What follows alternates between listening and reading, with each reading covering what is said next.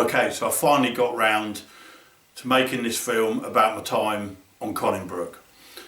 It's my personal video diary. I've gone through hours of footage where I'm pointing the camera at the lake, blah blah blah, and I've cut it back as hard as I can to try and tell the story and get over the long periods of not catching, but the social scene and the characters involved. The footage ain't great. We didn't have drones then. I don't think HD was invented, and I know YouTube wasn't. So I'm put this together as best I can. I hope you enjoy it, and I hope you get a feel for the lake and the characters that were involved. So I've done my best. I have no idea if it's going to be any good or not, but I'm going to give it my best shot. The film is as much about the people down the brook and the friendships and the red wine we drank, and as I've gone through editing all this, I've realised there was a lot of red wine.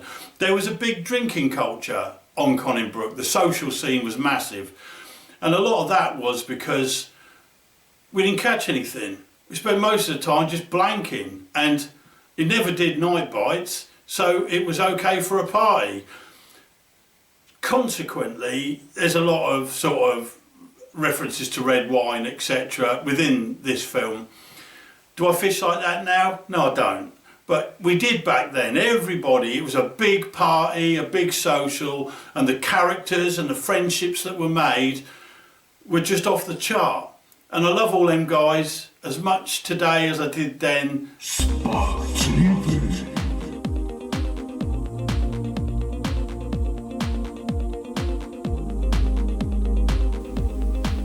Right, well, Conning Brook story started with a job offer from Lockie to go and work at Solar Tackle in January 1999. Didn't know what to do about it. I was in a job I'd been in 11 years, had a company pension, had a house, all that stuff. And I was unsure if I wanted to leave that security and just go down to Kent and start working in the fishing industry. I'd gone to see my friend Andy Folds, and he was my boss and a good mate of mine, and I said to him, got this job offer in Kent, and it's in the fishing industry, a really cool company. I don't know what to do about it.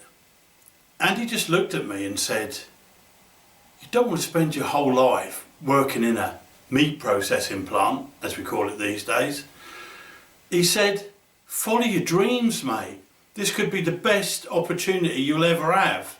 You don't spend your whole life living in a quiet Norfolk town, and the world's a big place. You've got to get out there and get amongst it. And I'm like, okay. I took that as quite good advice, really. And I went home and thought about it, and I had a problem. The problem I had is I absolutely loved everything about carp fishing. Proper addicted. Used to buy all the magazines, used to buy all the books, and I knew all the history, Savay, the famous five, all the mailing books, and that. I bought Yates's books, Casting at the Sun. I've still got them behind me, and I was consumed by everything carp fishing. I was just so keen for everything. I used to phone up Mainline, speak to Big Steve all the time. I used to, even the packaging. Ooh, look at them bright colours. Ooh. It was a no-brainer. It didn't take me long to decide. I was 29 years old, just God turned 29 at the time, and I'd lived with one bird, that had gone wrong. Surprise. I got married to another, that had gone wrong. Surprise. Although I did learn a lot about that, marriage and getting engaged and stuff. And one thing for sure, trying anal on the night you get engaged is not actually romantic. Well, there you go, that's life for you. Then I'd lived with another one. I'm like, you've lived with three birds, it's all gone wrong. It's obviously you that's the issue. Fishing had been a problem. Oh, you love fishing more than you love me. You're right. I did. Everything was carp fishing. Mad for it. So I thought about what Andy said, and I thought about following my dreams. I was starting to realise there was much more to the world than living in a sleepy Norfolk town. Don't knock people who do it, but I wanted to fly. I wanted to take off, I wanted to see the world, and I wanted to be part of the whole carp fishing world. So I jacked my job in and I headed down to Solar, January 99. I said to Lockie, like, where am I going to fish? What am I going to do? He said, I'll have a word with Chris Logston and we'll get you on Mid-Kent, Tier 1, so that includes Conningbrook. He said, that big un, it's £50 now. Terry had caught it at £50, I think the year before. He said, the buzz of fishing for that fish, mate, it's off the chart. He said, ain't easy down there. And I personally knew it had a fearsome reputation as being ultra difficult. And he said, but the crack, the lads, the socials, he said, it's just off the chart good. And I'm thinking, well, that sounds all right. But I was nervous. Obviously I was nervous. I didn't really know what I was doing, carp fishing. I'd caught a few 20s, hadn't caught an English 30. In fact, my PB at the time was a February caught 25-12 mirror out of Kingfisher in Ling. A complete fluky capture that's detailed in the last video I done, 98. But it was all my dreams come true, really. I got the job at Solar, had the opportunity to fish Conning Brook. You got Dave Lane, Lee Jackson, Paul Forward, Terry had fished on there, Lockie was on there, and other anglers that I didn't know at the time, extremely good anglers, Lee Watson, Ian Brown, Simon Bater was going to come along in later days, and Little John and all that. You're going to be surrounded by loads of people that, a lot of them, like, they were my heroes. You know, Laney, Forward, Jacko, I'd read all the literature, I'd read all the stories, I'd read all the magazines, and I'm like, I'm going to be right in the middle of something here, and I've got to give it a go. I've got to try anyway. And I thought, well, ultra difficult, what is ultra difficult? If you've got, I mean, a weedy lake's a weedy lake, right? If you can cast out, feel your lead down, which is something I had learned to do at that point, and you knew roughly that you were fishing, if it was 20 fish in 18 acres, which apparently it was, and it was weedy and they were good at not getting caught, you just have to be patient. It wasn't any harder than fishing kingfisher. You still got to find your spots, and you've still got to, you know, present your bait properly and try and prime a spot, get it going, find the fish, cast at them. But I didn't see how it would be ultra difficult. I just thought it'd be an ultra long wait because they didn't get caught. So I wasn't fazed by it, and I thought, I'm going to have a go at these fish and just see how I get on. If I get lucky, I get lucky. And that was pretty much my whole school of thought, but I was going to be around my angling heroes. I never really let on to any of them just how much of it was a pinch yourself moment for me. And I said to Lockie, have a word with Loggy, let's get on there, let's get cracking. And he did, and the ticket came through. It's basically early May I started fishing down there. First day I turned up, had a look, 18 acres, well, that's not too bad. Kingfisher was bigger. So I'm like, not fazed by its size. Looked at a swim, which I later found out was called the Bay, but there was someone to the right in Joe's Point. There's only a couple of other people there at the time, so I thought, well, I don't want to go in there. Let's just go around the other side and take it all in. Went round there, flicked them out, bottle of wine, crashed out for the night. Next morning I wake up and there's a load of people in the swim opposite me. So I'm like, okay, it's time to go and say hello to people. I reeled in, went round, and there's Lee Watson pulling out two-tone, £54. Unbelievable. Imagine if I'd gone in that swim, fluked it on the first night. Those times had come later. So I'm standing there staring at this fish, and even though I hadn't really caught a lot, well, I haven't caught a lot, I didn't even have an English 30 like I said, I just looked at that fish and I thought, if I give up carp fishing, whatever, if I only ever catch one more fish, I want it to be that beast. Not a great looking fish, but a freak, a massive, big Chunkosaurus Rex. And I'm like, I get it now. I mean, Lockie had sold it to me anyway, but I thought, I get this, I get what it's all about. I want to catch that fish so bad. And I just walked away just numb. I'm like, whoa. You got to remember back then, I think there was 450s that pretty much we knew about, probably some secret ones, Harrow, Fisheries, whatever the cons. But it was Mary, Heather, Arthur, Two-Tone, Fat Lady, I think was coming up. There weren't many. And I walked away and I've just seen one of the biggest fish in the country and I'm like, this is just amazing. I want a bit of that. Okay, I'm going to try and keep these recaps short because the video's long enough as it is. But late May, I've gone to the Exiles do, and Terry Earns there, Paul Forward, Albert Romp, Bob Baker. In fact, Albert took me out with fairy cake because I didn't realise what the green ingredients were. That was a funny 2 hours, I'll tell you. But cut a long story short, I won it, and I got this photo which still got to be worn these days. It's probably my favourite carp fishing photo.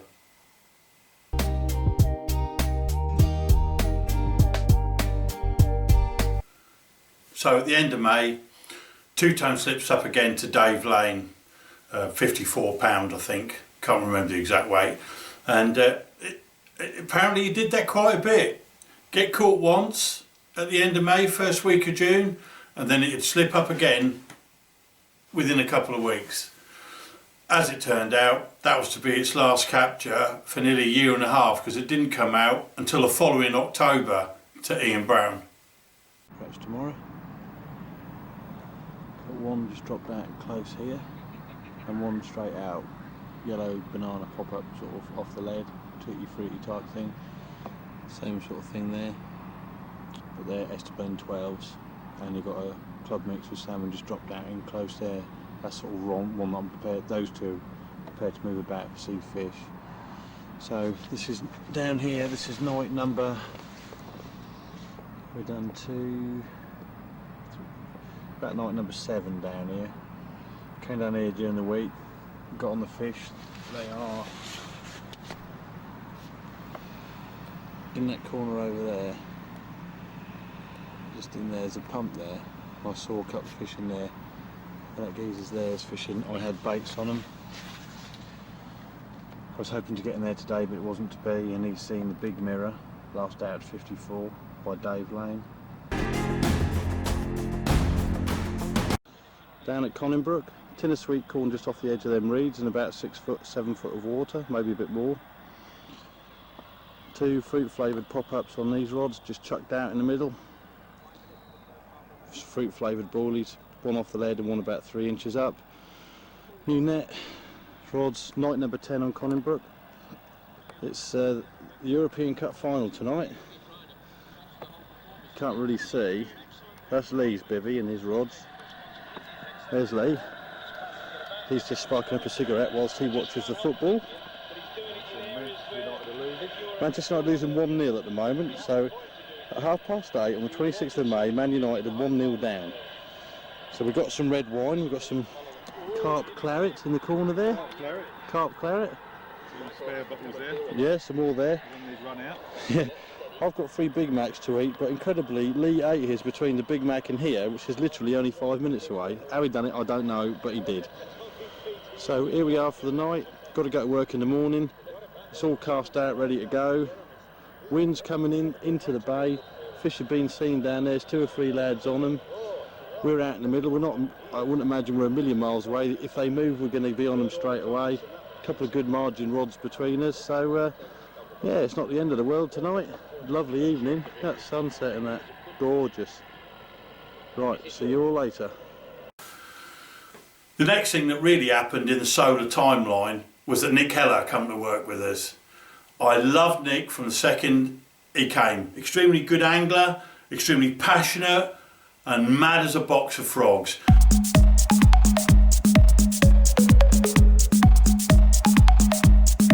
And Nick had this wonderful ability to walk into a room and something would happen, there'd be a funny story behind it.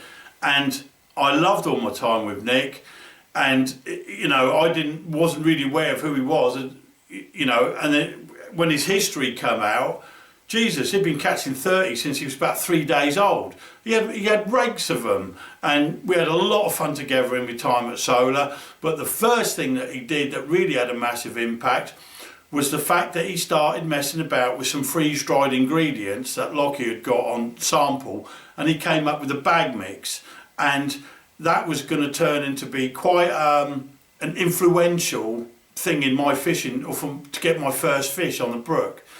I went down there and decided there hadn't been a fish out for 3 weeks, and I think I'd done about 14 nights at the time, and I decided to fish a method ball into the weed with a short hook link with a dissolvable foam that we were just about to bring out at Solar, and that was what I'd done, and this is what happened. Carping into the unknown, 40 question mark. Well, we're still in the unknown, alright. It's a 40 and a 50 out here, down the old brook. I've got 2 rods there. I've got one. Here we are, both wired in, 2 transmitters. And there she is. One receiver. Took it better like that.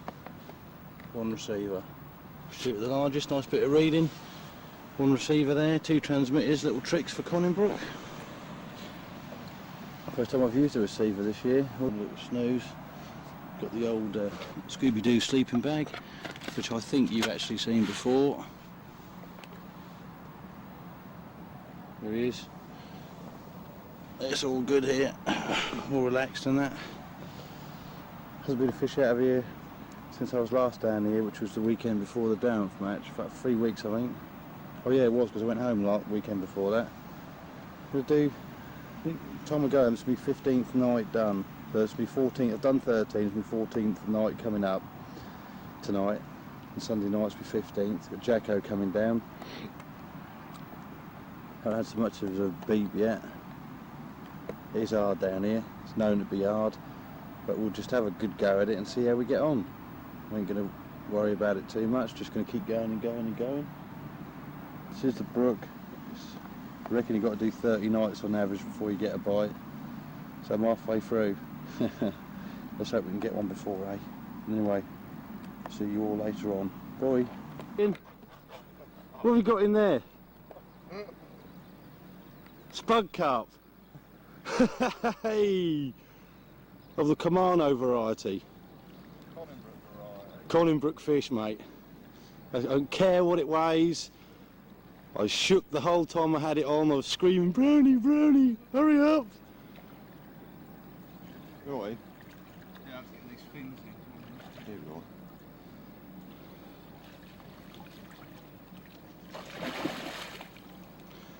we go. There she is. 14 nights to get her. It's going well. Small time. You might go hold it here. Yeah, do you want to hold it for the photos? Oh, look at that. Fish, What a mate. fish. Yeah, I think it's back up to 29 again, I reckon. Oh, cracking. We're going to weigh it now. I'll tell you, I'll give that to Lee. Hopefully this can go 64. It's a good one to get on the last day of the world, isn't it? Oh, is that today? Is that Armageddon, is it? Excellent. Let's look for an extra fin. Starting to white on the tips is ready. Yeah, but there's a lot whiter than that.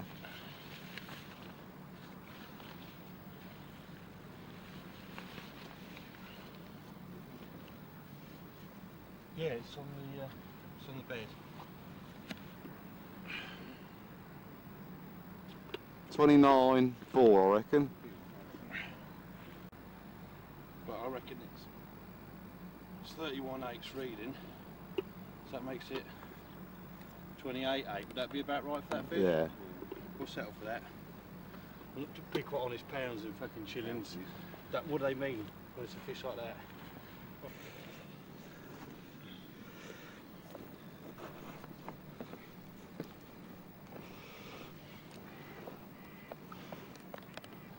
Hey! Yeah, you're away. Oh, I'm away now. Go back round a bit more.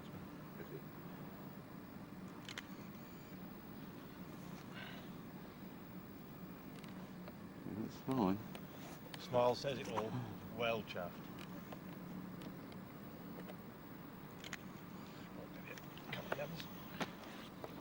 What a cracking fish. Oh, I see, just press it down. I'm trying to push the fucking thing away. Just have a touch, mate. Like that? A bit more on the back end.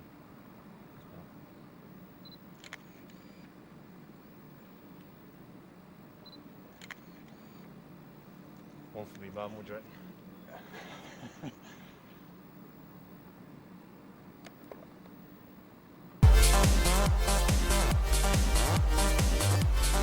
Conningbrook carp, well chuffed. Just woke up, had some breakfast and a cup of tea. Sitting here as happy as Larry. Right, here we are. You're a bit like me, aren't you? On a famous spug video. You know your mission. Yeah, got to get on We've got Roy there from the tackle box, he's perch fishing. Got Lee's down, Brownie, the famous Brownie, visiting, and student Grant, because I can never remember his name, having a carp party to celebrate the first Conningbrook carp of a dozy Norfolk twat who will remain nameless. So here we all are, Scooby pillows and sleeping bags to the max. Yeah, proper carp party. I might be late in the morning to work, but I can get around that somehow. Mr. Jackson, you're now being videoed on the Spug documentary. How do you feel right now?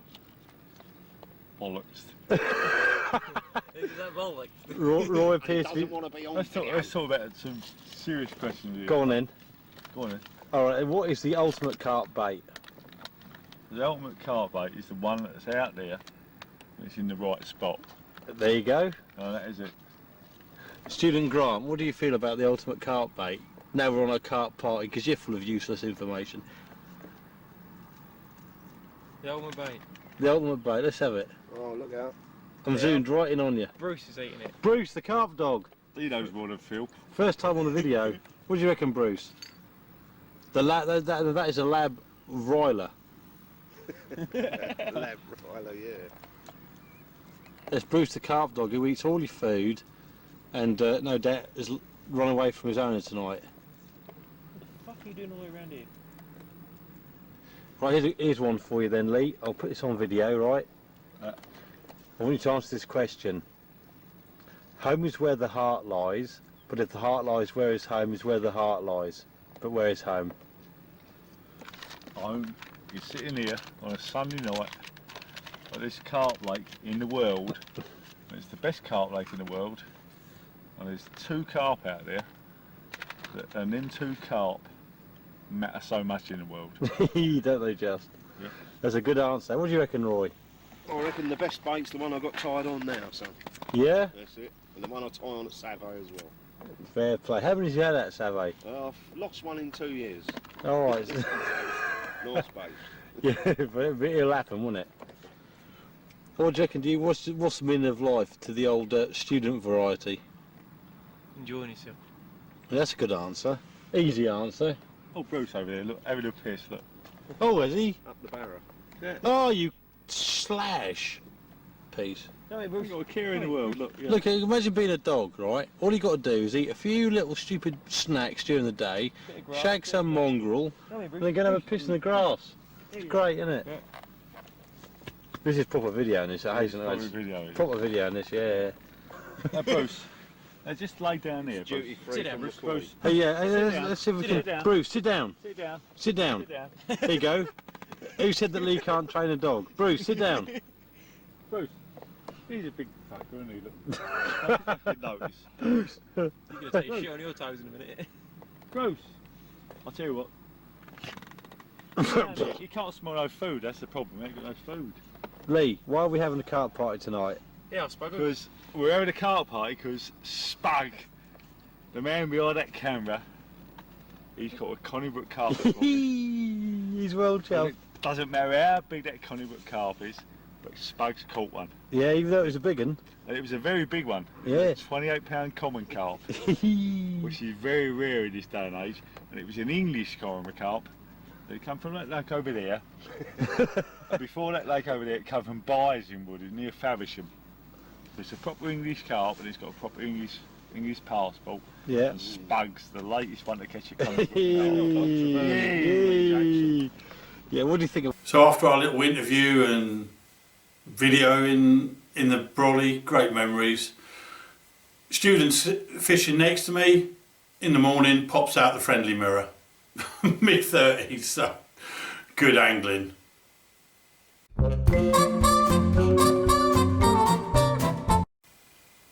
The next sort of two things that happened really was I went home for a weekend after that, and I ended up going to see John Hannon. He had a house with a garden that backed on the Riviera.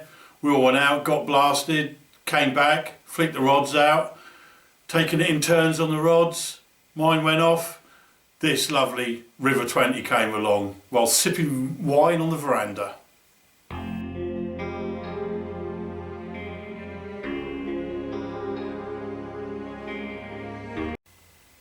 So the next thing that really happened is I went to the quay as a helper with Tob, and I caught a 52-pound mirror carp. It was like, wow, I was so chuffed.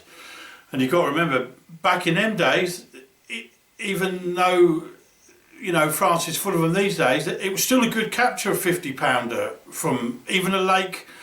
You know, the quay doesn't confess to be Cassine or the Orient, whatever. Obviously, they're more difficult fish to catch. But back then, it was still a big fish, and I was really chuffed. And obviously, what had come into the fold a little bit was this whole home and away thing, because Lockie had caught a 50-pounder when we did the gauntlet match earlier in the year. And he sort of claimed that he was the first to get a 50-pounder in England and in France. As it turns out, Darren Ward was. He'd caught Mary, and he'd caught one out of a public lake. So Darren Ward was the first, Lockie was the second, and when Lee Watson caught two-tone, that made him the third, because back in them days, a lot of the lads who fished for big English fish, they didn't go to France. So I remember coming home and thinking, oh, if I caught two-tone now, I'll be the fourth person to catch it. I still ain't caught an English 30, but sweet dreams are made of this. You could write a song about it.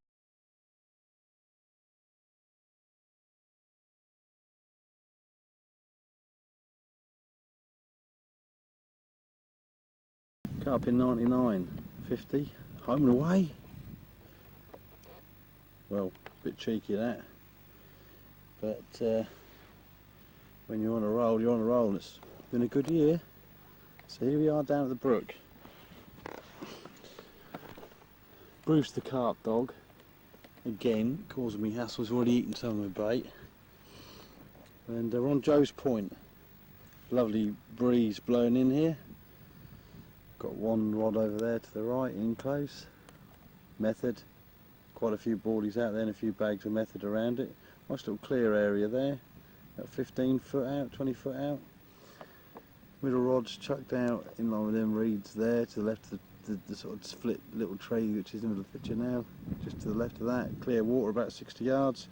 And the other one's just a lucky rod, just a bit of method chucked out there. So we're back on the brook, and I look over the edge of the reeds off Joe's Point, and I see two big mirrors swim over this sandy spot. This sandy spot was as clean as you like, and I'm like, whoa. So I popped some bait on it, crushed up boilies and a few sort of freebies and that. Checked it at the end of the day, and all the bait had gone. I'm thinking, hey up, let's get a rod on there. So I put a rod on single sticks, put it on the spot, and I think the next day or the day after, about 6 in the morning, I looked up and the rod went, "Arr." I thought, here we go, here we go. It went, "Arr." I thought, oh, no way. And I left it a couple of hours, I went back, the bait had gone, the rig had been picked up and moved. I'm like, oh, you slags, have proper done me. And I went on to fish that spot for about 3 or 4 days, couldn't get a bite off it. And I ended up telling someone that, mate, the carp have been in there clearing that spot up. It's got to do a bite, it's got to do a bite. And then it turned out that Brownie had got a wheelbarrow full of sand and tipped it over the edge of the reeds at Joe's Point. But the carp had fed on it. I'd had a bite on it and I missed it. And it was like, oh, but I did have a few goes at trying to get a bite off that spot. Done a method on there, dropped the hook bait well onto the sand this time. with a little baller method, and backleaded it up against the weed bed, then up to the rod, all in about sort of 6 foot. It's all right in a little hole. Put out 5 baits round it, 3 broken 2 hole, just on the edge of where it is, and a little bit further, hoping that the fish comes back today. If it's one of those fish, if it's like I say either of them mirrors, which I think it might be, and it comes back and I catch it, I could be absolutely elated. My little plan didn't work. Too much thought and not enough catching behind that one. Never mind. So we're all down here. Mr. Brown swim. Mr. Crazy Lee Jackson's about, and he's got his mad dog Cyril thing. Bad tempered Cyril. It doesn't make him bad tempered, but it does make him Mr. Wobbly. Which is much to our amusement. Empty. It's gone already. Oh, I dropped a glass. Oh, did you? Oh, that's, yeah, down your neck. So it had a little bit of rain, and the wind changed going from that direction to that direction, and the pressure's now low. We've got mist already, so it's a different night than last night. Haven't seen. Yeah, Brownie's praying for thunder. Me and Lee have got to get up really early in the morning to get to work. But bonjour. Right then. Had a beat this morning on that rod. The spot where we think it's got half a chance of going. And the rod bent round a bit and then it stopped. From bip, fairly sure my lead moved. Rolled down the hill. I think someone might have picked it up and spat it out. So I took off the 20mm boilie and I've crammed on with a bit of snipping with the scissors 2 14mm, so that if you look at that there, boilie, and the hook's right there sticking out. It'll be a lot harder to eject. Don't know if it'll work, but I've done it. Put some more bait out there. It looks like most of the freebies, no, I didn't put a lot out. Looks like most of it's been munched. So I've set my trap again. I'm now hoping for third time lucky. The time's actually 7:01, not 7:06 like it was before. Later. Bonjour. Definitely a change in circumstances today. The weather's completely different. Overcast, drizzly. Wind still pretty much going the same direction. Haven't had, as far as I'm aware, any inspections whatsoever on any of the rods. No beeps, nothing. Did have a fish swimming around in front of me this morning though. Came from around there, went as far as a little gravel hump, and then turned around and saw some bubbles come up there. Don't know if it was out or the bottom or what, but I've had one close to me this morning, definitely. Haven't had any pickups or anything, so it's now just a case of wondering if I'll get a bite. I feel very, very close to catching one, but I also feel very, very far away from catching one. I just get little doubts creeping into my head, like, did that pick one up yesterday and move it and not get pricked and stuff like that. So it's typical Conning Brook. You know, we're going to stick to our guns and we're going to try and catch one or another one. But leave you in peace now. We don't want this to run on too long. That's where we stand at the moment. So other than a fish cruising around just under the top below me, can only just see it. No activity at the moment. Bruce's little brother Bonzo has made a guest appearance. Obviously not too up for biting people, which is quite handy for one of them little things. Good old boy. It's Wednesday night. I've got Wednesday, Thursday, Friday and Saturday, possibly Sunday night down here, depending how I feel and how it all goes. Apparently the fish have been seen off here yesterday morning and the night before. Obviously no one else knew that. So it's a case of, we'll do a little margin trick down there, but we'll change my rig and put a lighter lead on and a real sharp hook. So I'm on Joe's Point and I'm fishing the sandy spot on my right hand rod, and I'm just looking out and I see a fish crash, but it weren't a big one, a cricketback common, and I thought, I don't really want you, I want a big round one. And I thought, well, I'll try the range though. So I reeled one in, flicked it out, bonk, felt the lead down, scattered 20 or 30 freebies around it. I thought, well, you never know. That wasn't, if there's one there could be another, and that's like 30 yards away. So I was just sitting there, and it was literally about 3 hours later, the middle rod went beep, beep, beep, bzzz. I thought, here we go. So I've run out, locked solid, instantly locked solid in weed, and I'm like, oh, and I'm trying to budge it. This thing is never going to budge. So I did the old trick that Paul Forward taught me at the Exiles do. When I won that Exiles do, I'd got the fish stuck in the weed. And he said, mate, you get it out, point your rod out and just gently rock it. Don't snap the line, but just gently pull it. You might just get it moving. And I did get that fish moving, got it in the net, and we won, you know, we say won, it wasn't exactly a victory. But I thought, I've got this fish stuck at 70 yards on the brook, I'm going to have to do it. So I'm just tugging and it's just gently coming. And it's chaos. And it's like, it's not happening. So in the end, I put the rod down and I just started gently pulling back this really heavy weight. And I'm thinking, oh, my time's come, you know. And I can see little John Bird over the other side. I'm like, John, I'm shouting him, give us a hand. And I can see him slowly ambling round. And I'm pulling this back. Then all of a sudden, a massive weed bed hits the surface. And I'm like, I don't know what's in that, but it's heavy. And I'm thinking, oh, this could be my moment. And I'm getting panicky. Anyway, I pulled it in. Little John's still miles away. And I've just pulled this massive ball of weed from 70 yards. Didn't play it on the rod at all. I've pulled it in and it's just come floating into the front of me swim. And I've looked down and there's this massive pile of it. I've got no idea if there's a fish in there or not. Is it like the big and light?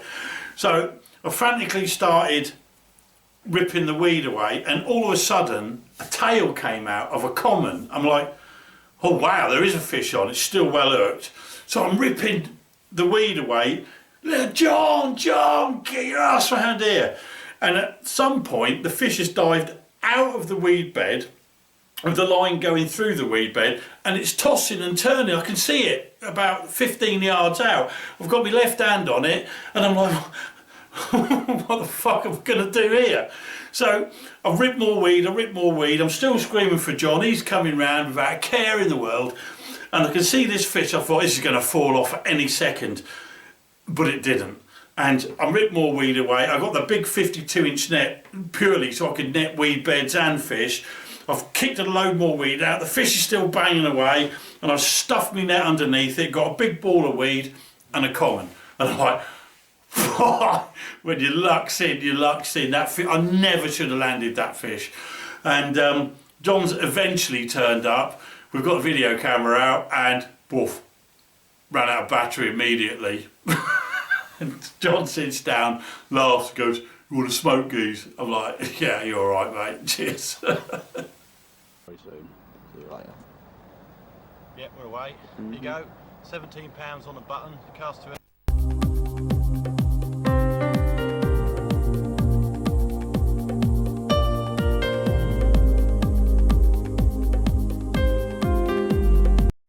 Oh, and for the record, that I think it was 1712. I know it says on the video 17 dead. I think we actually said no, it was 17. What was it? I think that's the fish that was in Terry's first book, Shoot the Largest, his first Kent carp. Not 100% sure, but at the time we pretty much thought it was that fish. I haven't been down here, I think, since early October, so it's nearly 2 months. Nearly, about 6 weeks. Hasn't done a fish in 3 months, but we did get a little whisper that there's some fish jumping off Joe's during the week. So Martin's over there, he's on tea duties. He's fishing to the right in his fancied areas where he's caught from before, or that sort of plot.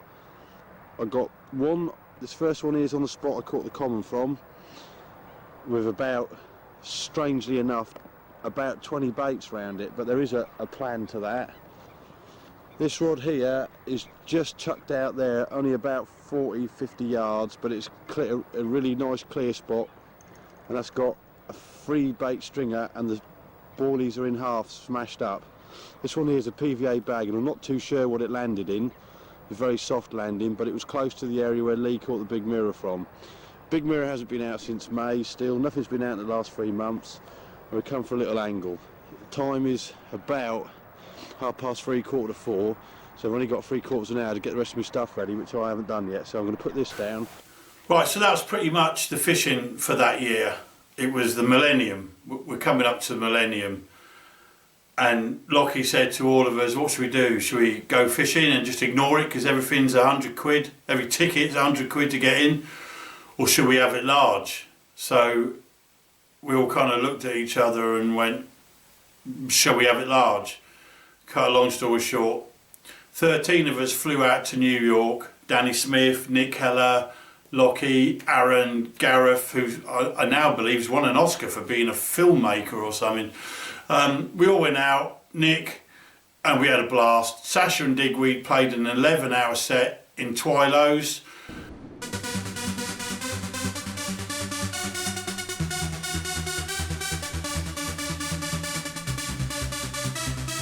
I got offered a blowjob from a tranny, much to everyone's amusement, although I would like to point out that none of them knew it was a fella any more than I did. But luckily, nothing ever happened.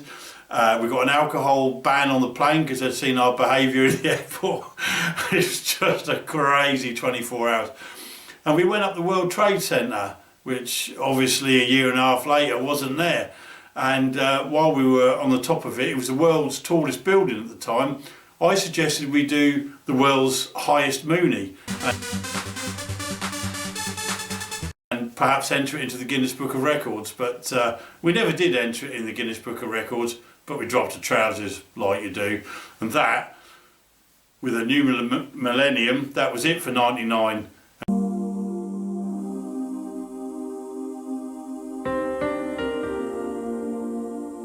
Locko, that's what he does. There's Nick. That's what he does. So we rolled into 2000. Nick was continuing to entertain us with his amazing ability to get himself in trouble. I'm not 100% sure when this particular story happened, but this one was a classic Nick story. So his girlfriend, his then girlfriend, is on holiday and he's coming to work. He used to live around the other side of London, Rickmansworth or somewhere like that. So it was quite a journey to Orpington for him. Anyway, he comes in one day, he says, "Oh, Tug, I can't be bothered to drive home tonight." I said, "Well, come and stay with me, come and stay with Andy, we'll go and have a few beers, have a bit of a laugh." So he's like, "All right then." So Nick come and stayed with us for the night. We've gone down the pub, he's in there having a few beers, being his usual cheeky self, his big blue eyes. Barmaid loved him. He ends up banging the barmaid, doesn't he, much to our amusement. Anyway, comes into work about 2 days later and he's proper red in the face and he's stressing. He said, "Mate, I don't know what to do, I don't know what to do." I said, "Well, what do you mean?" He said, "The barmaid's given me NSU, which I never knew what that was. It's basically one up from thrush, but it's transmitted through shagging." He said, "My missus is going to be back in 2 days' time. I've been down to the doctors, I've got these antibiotics, but I've got to take them for 5 days, it will go away. But if I do any shagging, I've got to put a skin on." He said, "I've never used a skin in my life, mate." He said, "If she comes back, I put a skin on, she's going to know there's something wrong. If she comes back and I don't shag her, she's going to know something wrong. What am I going to do? What am I going to do?" So anyway, it was, the angst was building and building. And Lockie was about to go to Italy with Danny Fairbrass to do something with CARP and surfing, I think, the Italian wholesalers. In the end, Lockie said to Nick, "Look, just come with me. Don't tell her." I don't know if internet was big these days or we could get older. He said, "Look, just tell her you've had to come on a work thing, and then by the time we get back, the antibiotics would have run its course and you'll be fine." So Nick's like, "You've saved me, you've saved my life." So they've gone out to Italy with Danny and whatever, and they've set up and they're doing some fishing. And they woke up one morning and a beep, beep, beep, beep, beep, beep, beep. "What's going on here?" Well, it only turned out some dam gate had opened or something, and the valley they were fishing in flooded, and literally they had to escape a flood. And I think, if my memory serves me correct, Danny ended up having to cut his lines and walking with his rods above his head to get out of the flood. It was proper bad, and just a typical Nick story. I was hearing it all coming in, I was laughing my head off, nicking a story. That's Mr. Brown. Hello, Mr. Brown. We're on Joe's Point at the brook. The date is the 14th of April. What time is it, E? It's about 10 past 6. Got my baits out. Got dairy cream with a little stringer on that rod, and I've got 2 of the new Ester pop-ups on those 2 whacked out into clear spots. There's been 4 fish out of here in the last week. So that's obviously very encouraging for a bite. We're quite confident. Everyone's just setting up. It's going to be busy down here this weekend. I've got 6 bottles of wine, 3 bottles of strange ale, so I can see I'll be quite ill. And it's starting proper now on the brook. We'll see what we can get out of here. No title for this year. I will put the date on and all that when I get my battery sorted out. That's why I'm telling you what it is. But it's definitely going to be a year of just fishing for fun. Trying to catch what I want to catch. My first big English fish, £30 plus. Hello everybody, here we are on my film. We've got some sausages, some dead pigs, and it's 10:30 on Sunday morning. Nobody's caught anything and the weather has been atrocious, but we have drank wine and smoked cigarettes. Ian, you're right in front of me, mate. Right, Andrew, I just need you to get out of the way for a little bit, and we'll have one with you and your dad together. Which would be nice. Oh, no, wait a minute. Yeah, that's one of the. Look at them at the top end there. Well, that's flash. Distorted up. Need it. She's original. Excellent. It might be actually one of the ones that lives up there. Has he got a house there? That's where his house is. He's got his own abode. Alright then, Andrew, you in with me? Well, let's have a nice little smile, Andrew. Look at the camera. Look at the camera, Andrew. That's it, touch him on the top and smile. Here you go, Andrew, look at the camera. Spot on. Do another one of them. Do another one of them. That's a Another cracking photo. Excellent. Great. Okay, one like that, just That around little it. barbule. Right, both at the camera. Yeah. Andrew. Nice one. Lovely. Thank you very much. Them lovely barbules. Look at them. But I got the fish He's got the extra wide angle lens turned up right. Looks like the one you had down in those sedges. Yeah, I think it is.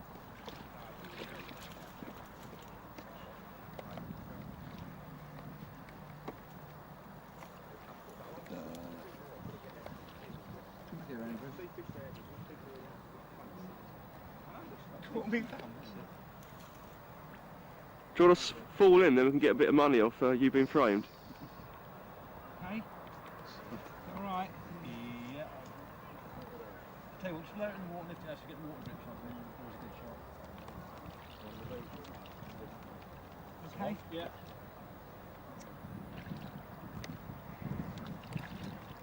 Bye bye. Victory cry.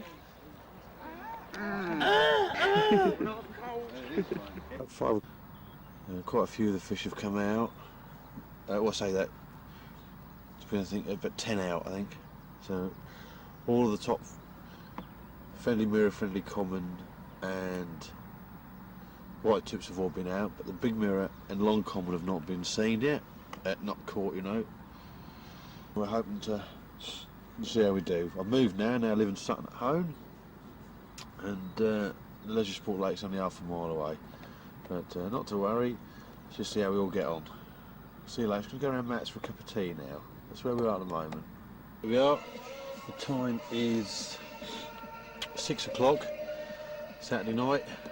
No fish have been. Once was seen off where Smudge is off Joe's. Apparently there's a lot of fish down that corner in the pump bay. Long common, white tips, friendly common have all been seen, and 2 good sized mirrors, whether that's the big one and the friendly or the friendly and one below it, we don't know. There's just seen 8 or 9 up there, so we're hoping they're going to move out and come this way because you can't get on them, this place is so full. So you can see the fish started coming out in the April time. We got into May and it was the yearly trek to Homelands down near Winchester. This time we were we're meeting up with Rob Malin and Flo and that crowd, and it was wild, as you can imagine. We had Les Bamford with us as well. You never get a quiet night when Les is around, that's for sure.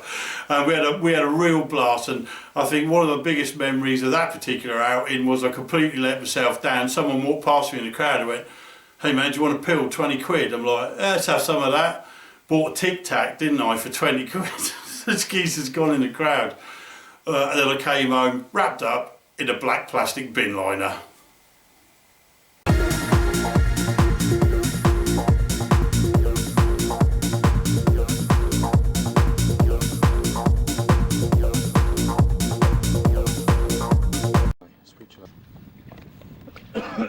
Did he fight? Not too bad. Calm down. He's scaly. She's a pretty fish. Oh, lovely, isn't it? Scaly's a lovely carp. First you caught that this time last year, didn't you, Paul? Mm. On an overnighter. Mm. Down there. Down the bay? Yeah.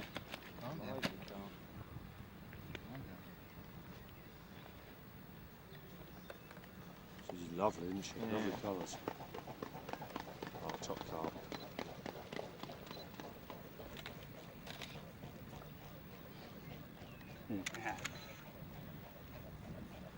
You having a shit year so far, then?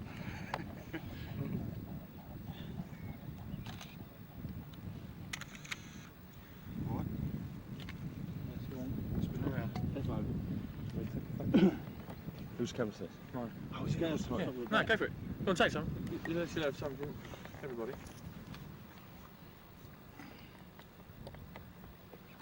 Lee Watson Pest Control, Conningbrook, 2000. Yeah, big one's still coming now. Alright, is he still about there, is he? Have you seen him in there? No. Good. Friendly with you, nice one. Is it? Lovely now. Thank you very much. One more. Yes. Otherwise I'll never even fucking filmed that.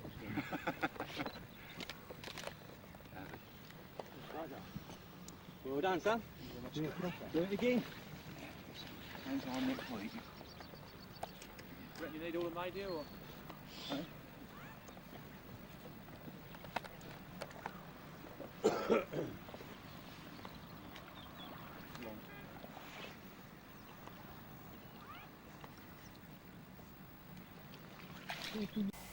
July came along and the Exiles Do match was on again. I managed to catch this 28-pound fish called Pele, and I came second for what that's worth in that particular match.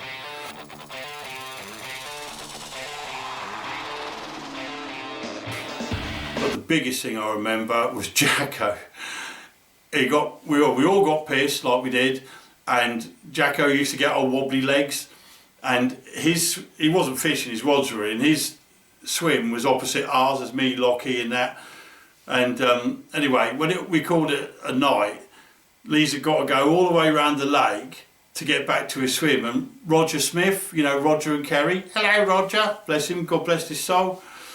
And he followed Jacko back, and Jacko kept falling over, and all we could hear was, "Man down, dum, man down, man down." And he went quieter as they got in the corner of the lake, and as they come opposite us again, he got louder, "Man down, man down," every time Lee kept going over. And Lee told me the next morning, when he woke up with his head and his chest on the bed chair, kneeling on his bed. He didn't even get into it, his legs were on the floor, and he just woke up like that. Oh, proper angling that was. 7:15. Brownie's just had the little friendly's been caught again, which Lee had last week. Brownie's now caught down that end about half an hour ago. So 2 out of that end today. No one down this end of the lake now, just me. Got to stand for tonight and go to work tomorrow. Nice to get one, but there you go. 6:30 Monday morning now, I'm off in 20 minutes. No more action. Was for anybody else, none for me whatsoever so far this year. Right, we're on the island. Lee's over there, doing his chilli. Go over there in a second to see him. Set up in bloody whirlwind peanut, or whatever they call them. 3 rods out, 2 on pop-ups, little yellow in your face ones, 1 on a bed of bait and some Vitalin around it.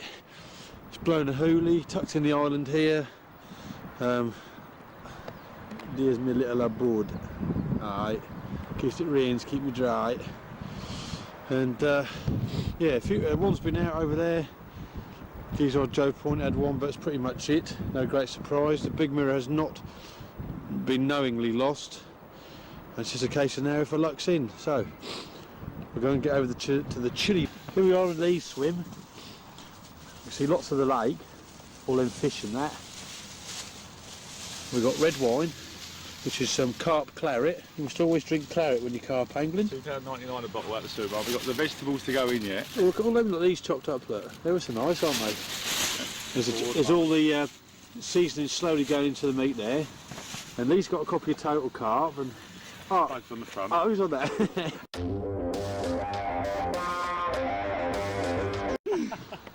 Lee's sorting this tea out. Girls are coming round later. So I'll Fill some more wine. Should we have some more wine? Yeah, have some more wine. We could be sick and bad then, can't we? But we won't be. I've got to go work. Yeah. It won't ever be as messy as the Exiles do, will it? No. Yeah. Look at that, look. Ooh. As we plate, that's never going to pass a hygiene test. But never mind. Cup's the same. Yeah, cups. Guess whose cups? Whose? I'll just clean mine. I'll just clean mine. About 6:30 now, so it's time to pack down. Friday the 7th of July. Night number 12. Got the lifebuoy swim. Got here only one person here, and one setting up in the sedges. Nearly got my plot sorted out. Here I am, look. It's not quite finished yet. There's Austin, he's still about, look. Lucky mascots from Mandy.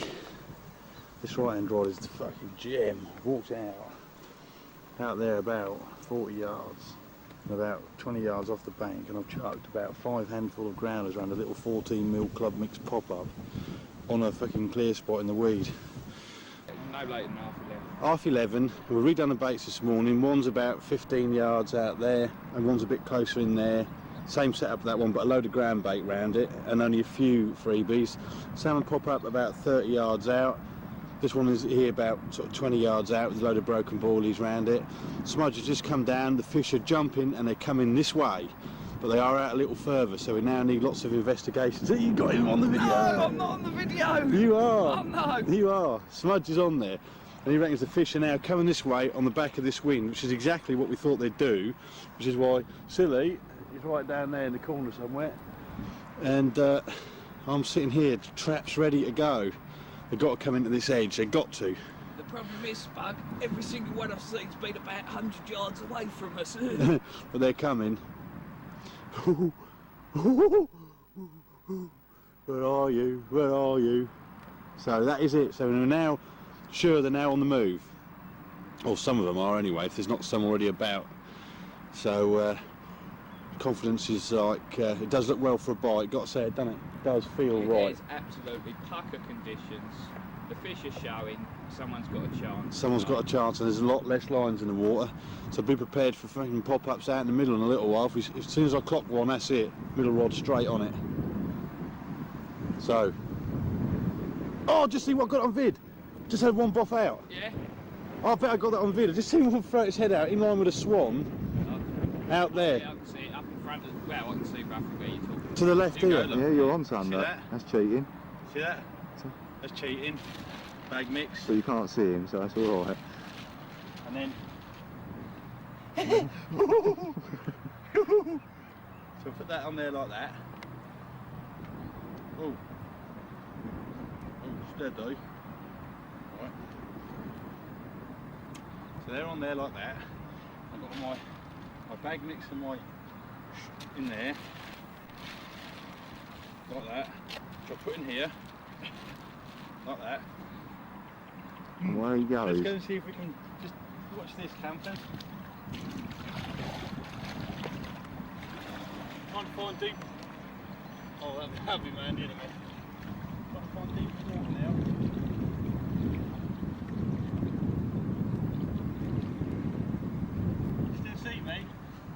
Got it, son? Yeah, it looks good. Weeds there. You don't want the fish in weed. Where are you going now then? Finding a clear spot in the weed. Oh, the water pressure around my balls is nice.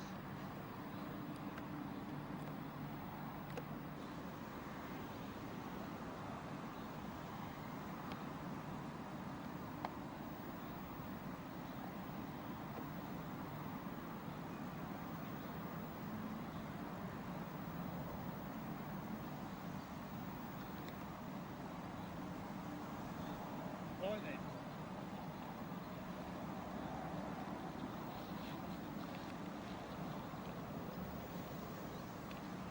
Silly. Oh.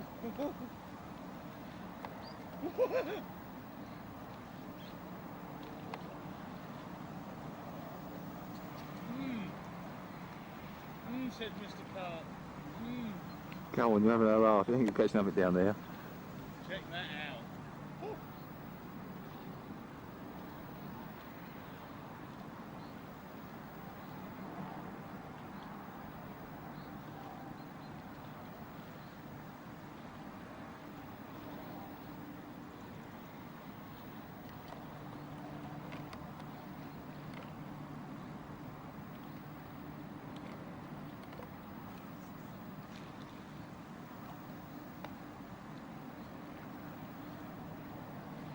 That. Getting your bait in the right spot. And stroke pulling at its finest. Can you see me though? That's fucking cheating, mate.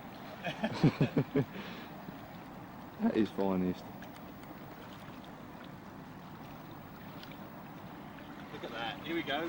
There you go. Finished now. Right, about 6:15 on a Monday morning. Unfortunately, I let myself down last night. Got pissed and look. And tell me. So I've been fishing with Lee for about a year, really enjoying my time down there. We're having some proper laughs. And it came to light, Lee had a sister who was single. And Lee said, well, I'll give her your number. Anyway, it never happened for months. Anyway, one session I said, you got to give her my number, mate, see what happens. Cut a long story short, we ended up arranging to meet on a blind date. And we had to meet in a pub. I think it was called the Rat and Parrot in Bexley Heath, which is near where she lived at the time. I was in Sutton at home. And there is a famous sort of, or a funny story about the Rat and Parrot. I'm sure it's that pub. It was one of the very first Carp Society dues, or Carp Angle clubs, or whatever they are. And someone who will remain nameless has gone in with his mate, and the whole place, a big pub, the whole place was just full of carp anglers, and there was two birds sitting at the bar. So he thought, well, I know what I'll do. I'll pull one of these birds in front of everyone and, you know, be the man sort of thing. So everyone's sitting there chatting about carp and hooks and boilies and all that stuff. He's chatting away with this bird. In the end, he says, "You fancy going outside?" And she said, "Yeah, I'll have some of that." So he's strutting out in this big, long pub full of carp anglers. They're all looking at him, smiling, holding their pint up. He's pulled. What he didn't realise was the girl behind him was walking off. I don't know, she had a leg missing or something. And no one told him. And he said he didn't realise until he's got out of the pub. He's turned around and she's like proper giving it to Michael Jackson. And he said, "Oh, all right then." So I said to him, when I heard the story, I said, "What did you do?" I shagged it anyway. Anyway, getting back to the story. So I've turned up at the Rat and Parrot, blah, blah, blah, and I'm standing at the bar thinking, blind date with Lee Jackson's sister. It's going to be 6'2", bald head with a roll-up hanging out of its mouth and a pair of camis. So I've no idea what to expect. Complete blind date. Anyway, I'm just standing there, my mind's racing, blah, blah, blah. And this little bird walks in, blonde hair, blue eyes, ample in the right places, size 8. I thought, there is no way that's Lee Jackson's sister. And she walked straight up to me and she went, "Hi, are you Spug?" I went, "Yeah." "Hi, I'm Mandy, Lee's sister." I was like, what the fuck? cut a long story short, we hit it off immediately. She was sexy, she was funny, she didn't give a shit, she was up for a laugh, she was up for going fishing. What was not to love? We started going out straight away, and Mandy became quite a big part of the Conning Brook scene herself. On the 13th of June, July, innit? And we're down here at the Conning Brook. I've got my dome because I'm a detached property. There's Mr. Brown's here. Dad Julie, has been. Hey, what'd you get large for? You horrible cow. You've ruined my video, haven't you? One puff of that stuff and you get the same. You don't have it anymore. And there's lovely Lee, the nice half of the Jacko families. Now come on, say something nice. You're all pretty in that. Say something nice. Is that? He's a Sigh. We've heard about these mugs. You got some cheek, you have. So I'll try again. And here's Mandy. That's better, isn't it? So I can edit this later. And there's our food at Lee's cooking us. We've got lots of. Should we have a look in our picnic hamper? Ooh, look, loads of beer and wine. Bad tempered Cyril. Lee's particular favourite falling down juice. Yeah, and then if you start getting loud later, we'll put a load of them in your mouth, get some peace and quiet. Right, so we're just going to have tea and start drinking, so we'll see you all. By the way, just a little... Right, here we are at 6:45 Friday night. We've just cast the left-hand rod on a showing fish, which we think is a showing fish. The wind has predominantly been blowing down there, so I've chucked a fruity pop up that way and I've got one in the edge. Is that what you want to look at? My neoprene raiders. Right. And my camisole. Do us a little twirl. Oh, for fuck's sake. Alright. A little twirl for the little eye girl. And for you out there, this is what you have to put up with when you're bowling when you're fishing. So I said that little bit, put a rod on the showing fish. Well, the next morning it ripped off with the Tesco comment at 27.10 or 27.12, whatever it was, and I was proper delighted. Glare that I'm worried about at the moment. Oh, don't worry about it. No, shut up, Spug. I'm worried about things. I want good pictures. Right, ready? Come next then. What do you want? Someone be keepers. Just in case. Yeah, it is that one, isn't it? Yeah, swing the tail out this way a little bit. That's better. So it's 27.10 we said, didn't we? Yeah. Touch. White tips to that. Yeah. Tail a bit more around that way. Bring the head up slightly. Spud. Oh, just going to start performing. Right. Minute. And the bait's in there as well, look.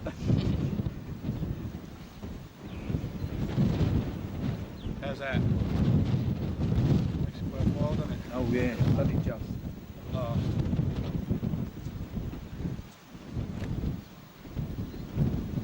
The cry went out. Fucking hell, that. Are we going to have that? Oh, behave.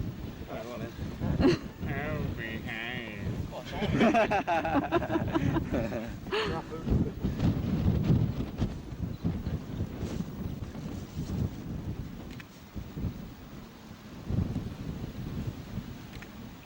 Right. Turn it around, yeah. Yeah, Oh yeah, turn we'll around. do it inside. Tiny little head on it though, isn't it? It's real small head on it. Yeah. Yeah. Wide. What's your water on it? Yeah. Oh, make sure that side's the worst side now. Yeah. Swing the head round a bit more.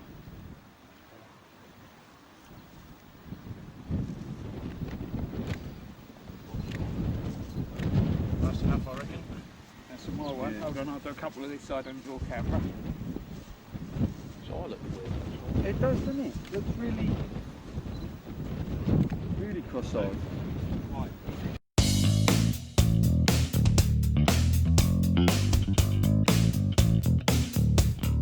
So, with a carp in the bag, it could only mean one thing at Conningbrook. It was Conningbrook party, and on that particular Conningbrook party, I decided to be a DJ.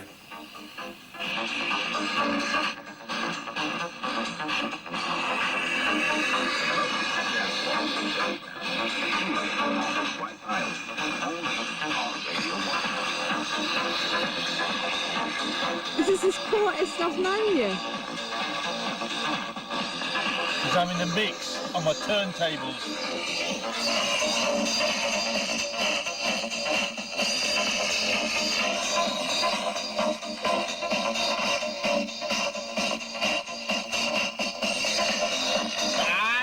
You know.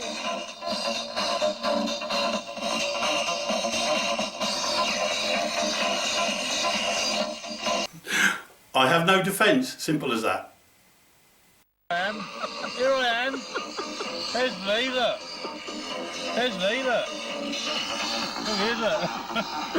He's much better than I am.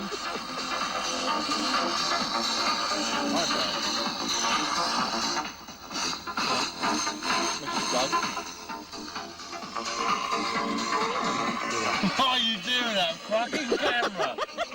God, it's stuck in your fucking eyeball. So it's now about 4:15. We've had enough now. We've caught one. We've had a good time. So we're going to wrap it down and go home. Till the next time. Ta-da. A little while after that, Smudge caught his first fish out of the brook. Everybody was really pleased for him. He was a cracking lad, God rest his soul. And he put a lot of effort into catch that fish. And to see him finally get one in the net, well, we had another party, didn't we?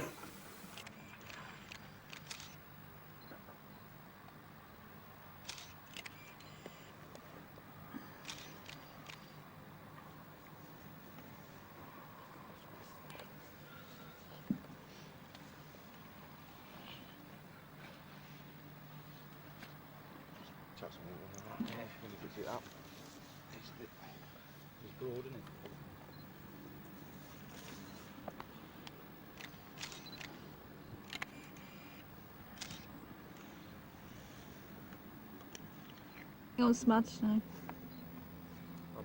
Big smile, covered Yeah, let's have it. Fucking hell. It's better. You've got the sun on him here. You turn face me a bit. That's it. Alright. Yeah, Nice one. lovely. Early September comes along. Danny Smith pops out a 40-pounder out the canal. I think it was called Golden Shoulders in the end, and it was an incredible capture. Danny was a friend of Nick's, and you know, we were all kicking about together, we were all having a laugh, and Danny was a really nice fella and an exceptional angler, and when he caught that fish, it was just a wow moment for me. There haven't been many times in my fishing life where a fish has got caught and I've gone, that is just absolutely amazing. That was one of them, and remarkably, he also caught that fish a year later, 20 miles away.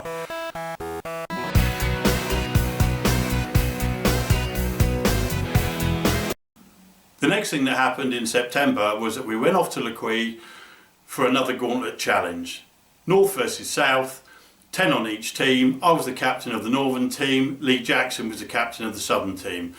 Only this time there was a slightly different twist to it, that Len Gerd was going to be around and he was going to video it for a VHS release. I mean, that's when you know you've been around fishing too long, innit? When you're on VHS. It was, there you go, there's old John Hannon on the front. You can probably just see my ugly mug on the back there. It was a great week. Oh, for the record, it's now available on DVD, which I believe you can still buy for the tackle box. We had a great match. I won't bang on about it. Everybody knows what happened, but we won.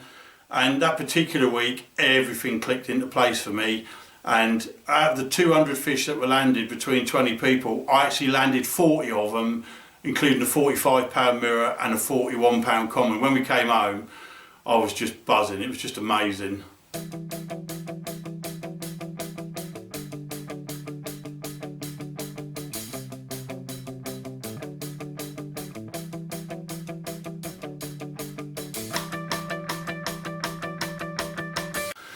And so, little sidetrack to the actual Conningbrook story was when me and Mandy managed to set fire to Chilham Mill. Now, there was plenty of gossip about this one at the time, he's drunk and whatever. It's not true. Basically what happened, the story is this.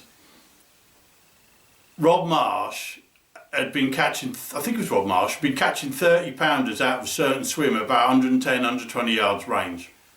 Well, obviously we're at the end of 2000. I still haven't caught an English 30, and I've had 3 out of the brook now. And I was getting a bit desperate, I really wanted one. And we heard that Chilham was really good for a 30 pounder. So me and Mandy decided to go down there. I'd got, I think I got amorphous rods by this point, put 10 pound line and amnesia leaders on, whacked them out long. And the first or the second night, I caught a 10 pound common. 12 pound, not the biggest. Very well good nonetheless. See him got him? Yeah. Yeah. Anyway, so I thought not quite the 30 pounder I wanted, and I wazzed them back out again. It's about 5 o'clock. And I said to Mandy, do you want a cup of tea? She went, yeah, go on then. So I bent down and the Coleman needed filling. So I put the red funnel thing in, started pouring the petrol in. All of a sudden, poof, there's this big blue flash, and I've dropped it and there's petrol everywhere. It's proper panic stations. I'm like, fuck. So Mandy's come running out. She's jumping up and down in the fire trying to put it out. I'm panicking that the burner's going to explode. So I've thrown it to one side, all the petrol's gone out on the floor, I've covered it in mud, and I'm standing there and I'm thinking, well, the gallon's going to explode, and I panicked. And I thought, well, what can I do? I put it in the lake, just put the flames out. So I picked it up and I threw it into Chilham. It's gone into the lake, the petrol's come on the top of the surface, and it's still on fire. And there's a whole gallon of petrol in there, and it starts making this massive area of flames that must have been 4 or 5 foot high. I lit up the whole of Chilham. Mandy's in the middle of the fire, jumping up and down laughing, and this whole slick of fire is like, it's moving towards the rods. So man, get the rods in. So we've got to get the rod. We've got one rod in, the other two have gone and melted. And I'm like, oh my God. And it was just carnage. And in the end, the fire all went out, and obviously I was in shock.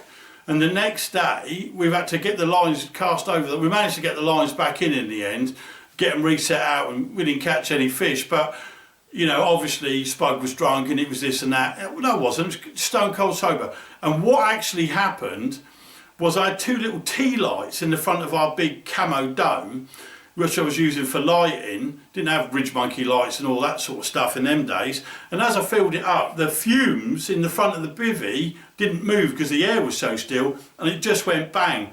It was funny, but it wasn't funny, and I got a lot of stick over that, as you can probably imagine. And Belson, who I used to work with, he was funny. His dad was a fireman, and I actually got a letter from the Kent Fire Brigade asking me, or telling me how to use common burner safe. It was all a wind up, and yeah, that was a crazy end to 2000, jumping up and down in a burning ring of fire. Look at that, melted. That was lucky. There's a lesson to be learnt for that, for the old spuggler. Fire and petrol don't mix. The lake was on, honestly, the lake was on 4 foot flames on the water. It's just unbelievable.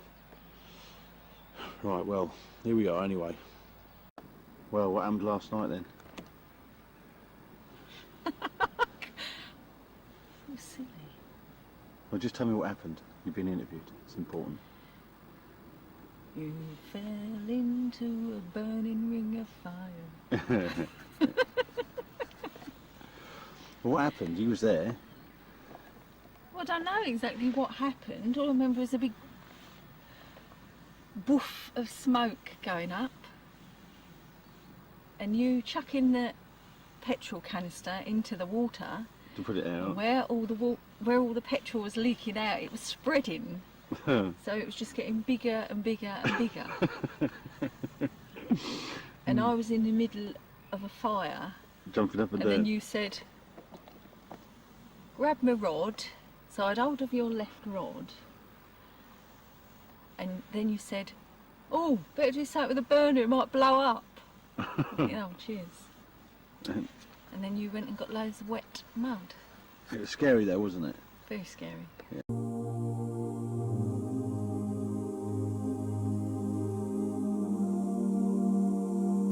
February 2001 came along and I finally landed an English 30.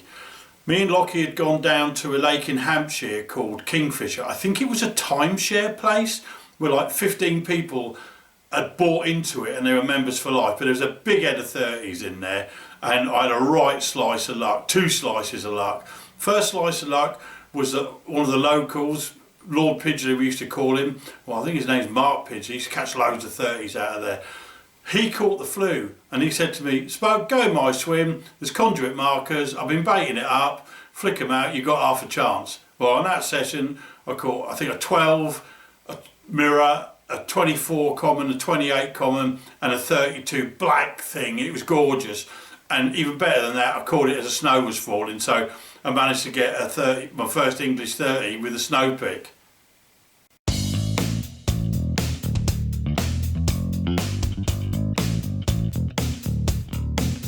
March came along and I'm using the double-inch stiff link. It was a, you know, I'm not a rig person, but I managed to start making this double-inch stiff link thing, which was all the rage at the time. And we went to Chilham Mill and the first fish I landed on it was this 25-pound common.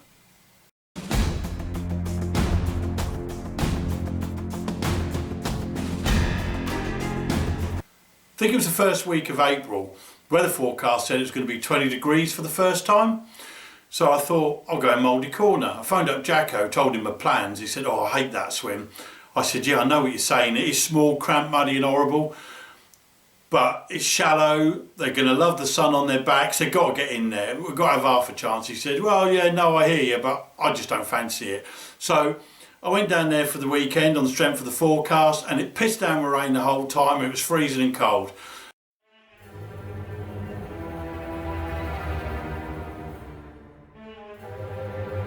And it wasn't until the Sunday night, just as I was packing up, the sun came out and you could instantly feel it was the first warm day of the year. Lockie had come down to fish the night and I think he was going in the bay, so I wished him good luck and I went to work. The next day about 11 o'clock, it was quite hot at work, so I phoned Lockie up and said, are you firing in mixes, Jack? He went, no, I ain't. I'm looking at the new British record. I'm like, what, really? He said, yeah. He said 59.7, Terry Glebioska. I said, oh, nice one. Where was he fishing? He said, well, just in Mouldy Corner over the reeds from the side. I said, oh, you're joking. That's where I was all week. And he laughed.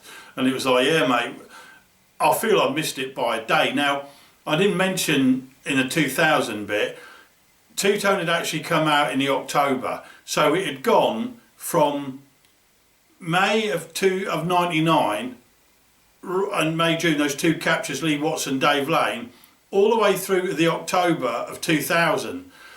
And now it was out early doors in the April and I was like blown away. And the pictures, it looked enormous. And now we were fishing for the British record and a fish that was nudging 60 pound.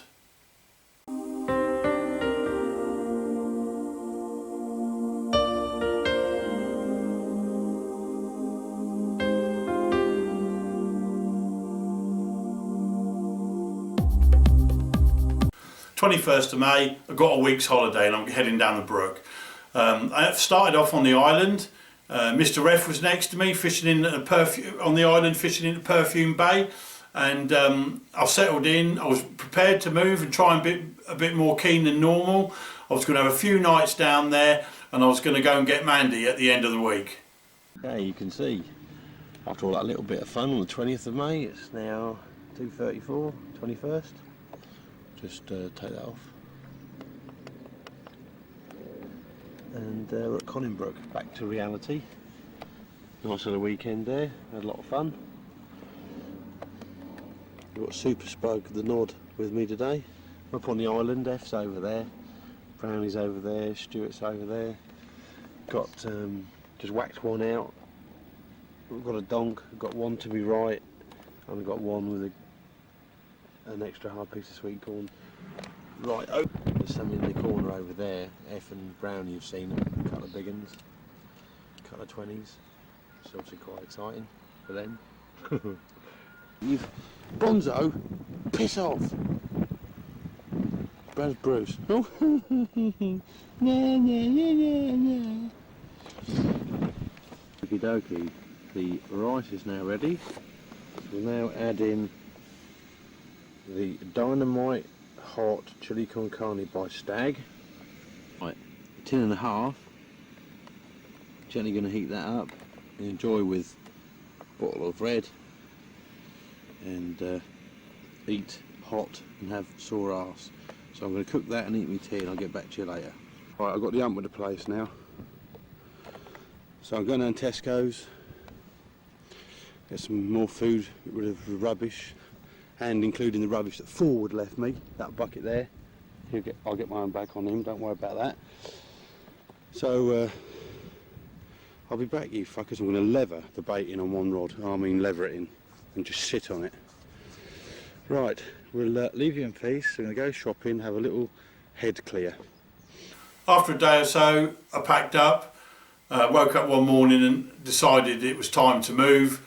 I'd had a walk round the lake and Tom Banks was there, and he was standing on Joe's Point, and he was looking at fish that were just under the surface and sort of off Joe's Point and in front of the bay. And I thought, all right, well, I hadn't seen anything where I was, so I thought probably time to pack down and move and clear up the rubbish that Mr. F had left in my swim as he went home. See you later. Here we are, we're moved. Is it the sedges? Or are you in the sedges? Or half and half? Half and half. Right, we're half and half in the sedges. It's Pet Food Pete, or Pet Food Paul, or Pet Food Fred, because they deliberately changed his name to wind him up. I'm gonna chill him. Eh? I'm gonna chill him. Definitely seen Long Common and some others in this edge here. More. There's a fish that is consistently jumping just off of there about 20 yards, and we've seen the coots chasing the carp underneath the water. Obviously they've got little ones, the coots are a bit spooked by it all, so that we're definitely more on carp in this area. It was a good decision to move, and I just hope that can provoke a bite. That would be stunning. So we're all sitting here now, the third evening. Let's hope we can crack into one. See you later. Right, I moved, you can believe it, so I moved at 5 o'clock this morning because I had severe indigestion to get in here. So Paul's going at about 11, and I'm going to, my rods are in the sedges. I'm going to come around here and get along this edge where the fish was showing yesterday. So I moved down the far end of the lake, and I set up near the sedges near Pet Food Pool, and I kept seeing a fish showing really close in front of him, in front of the reefs, but he couldn't see it from where he was sitting. So I went, saw him and said, mate, there's one showing just in front of you. And as it happened, he moved his rod, put it on it, and he caught it, or he caught one. Carp, Conningbrook carp, yippee, woohoo! Yeah, it's that two-tone, isn't it? I've got you on video. Have you got an erection? Large. See, clever camera can't use it. Let's get the EOS out. On film again. Snog. Ooh. Sex. Hello. I'm a £30 Conning Brook common. Yeah, it helps them swim, doesn't it?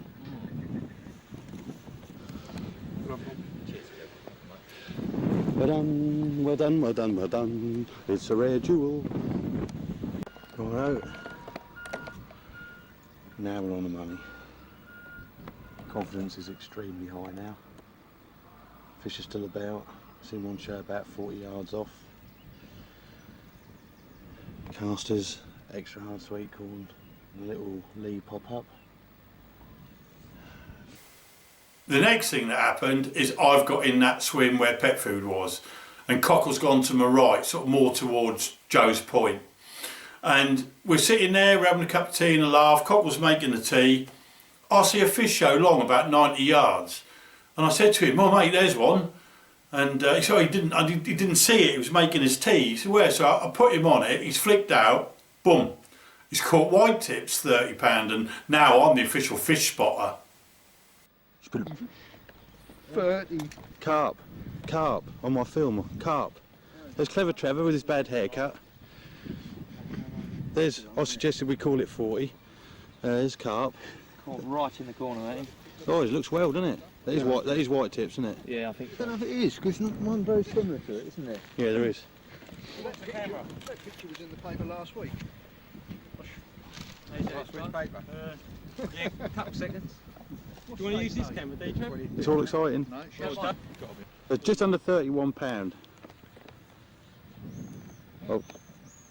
of carp, common carp, white tip carp. It is in water. Oh, you've got some good in it.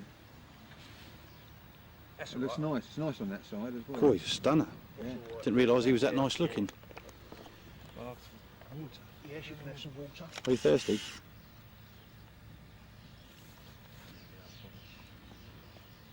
Lovely jubbly. I don't mind that.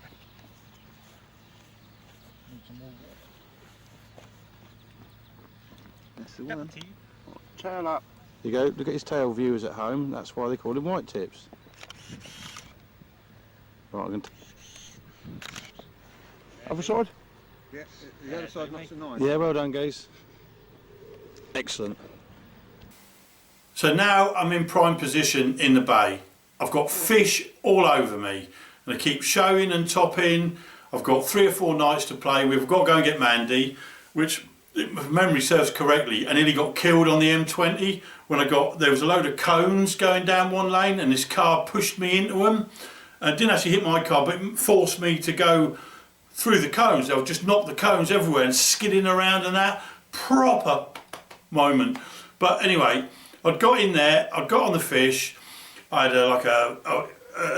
one of the little yellow pop-ups that Lee used to make. I nicked a thing out of his rucksack. They were great little baits and I had a bottom bait on and whatever.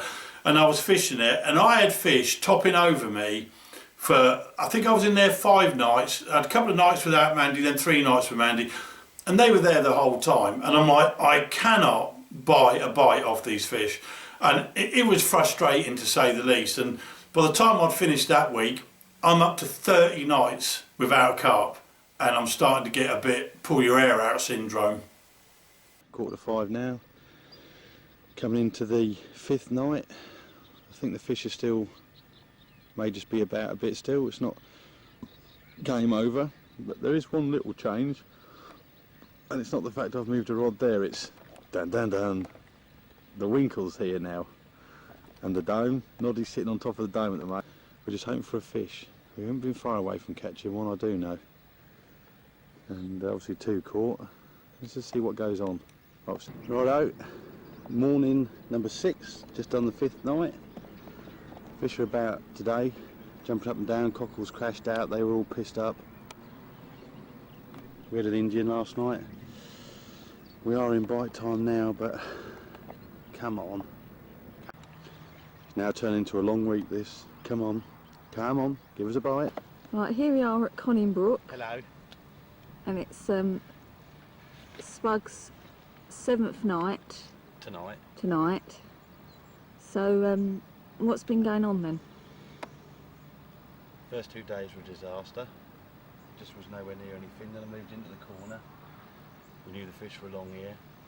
I saw a fish jump 2 or 3 times, put pet food on it, and he caught it. And he's brought me a big bottle of wine to say thanks. And he brought me a Conningbrook bottle of wine, which is one of a big claret. Well, I've drunk mine, that's for Lee. Then I got into here, and the fish just seemed a little bit to the right, but they were still about. I was in cockle swim, having a cup of tea in the morning. I saw a fish jump out in the lake. I said, cool, that's a better fish. He didn't see it because he was doing the tea. So he's flicked it out and he's caught white tips.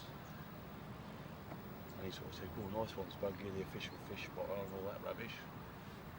And then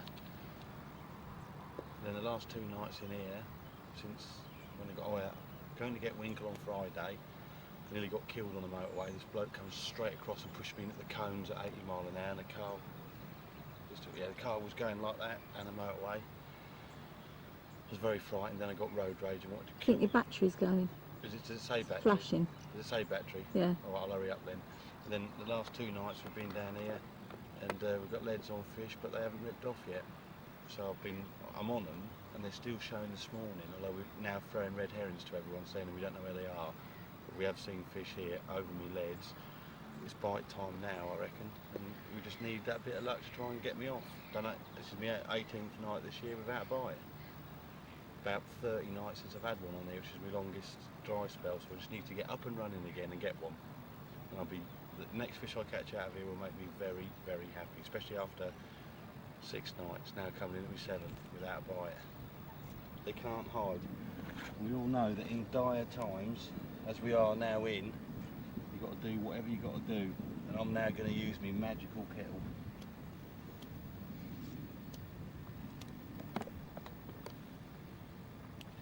This is my lucky kettle.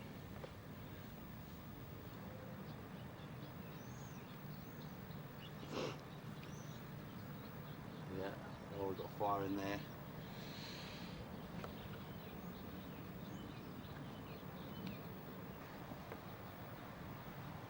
Belly gonna get ya, belly gonna get ya.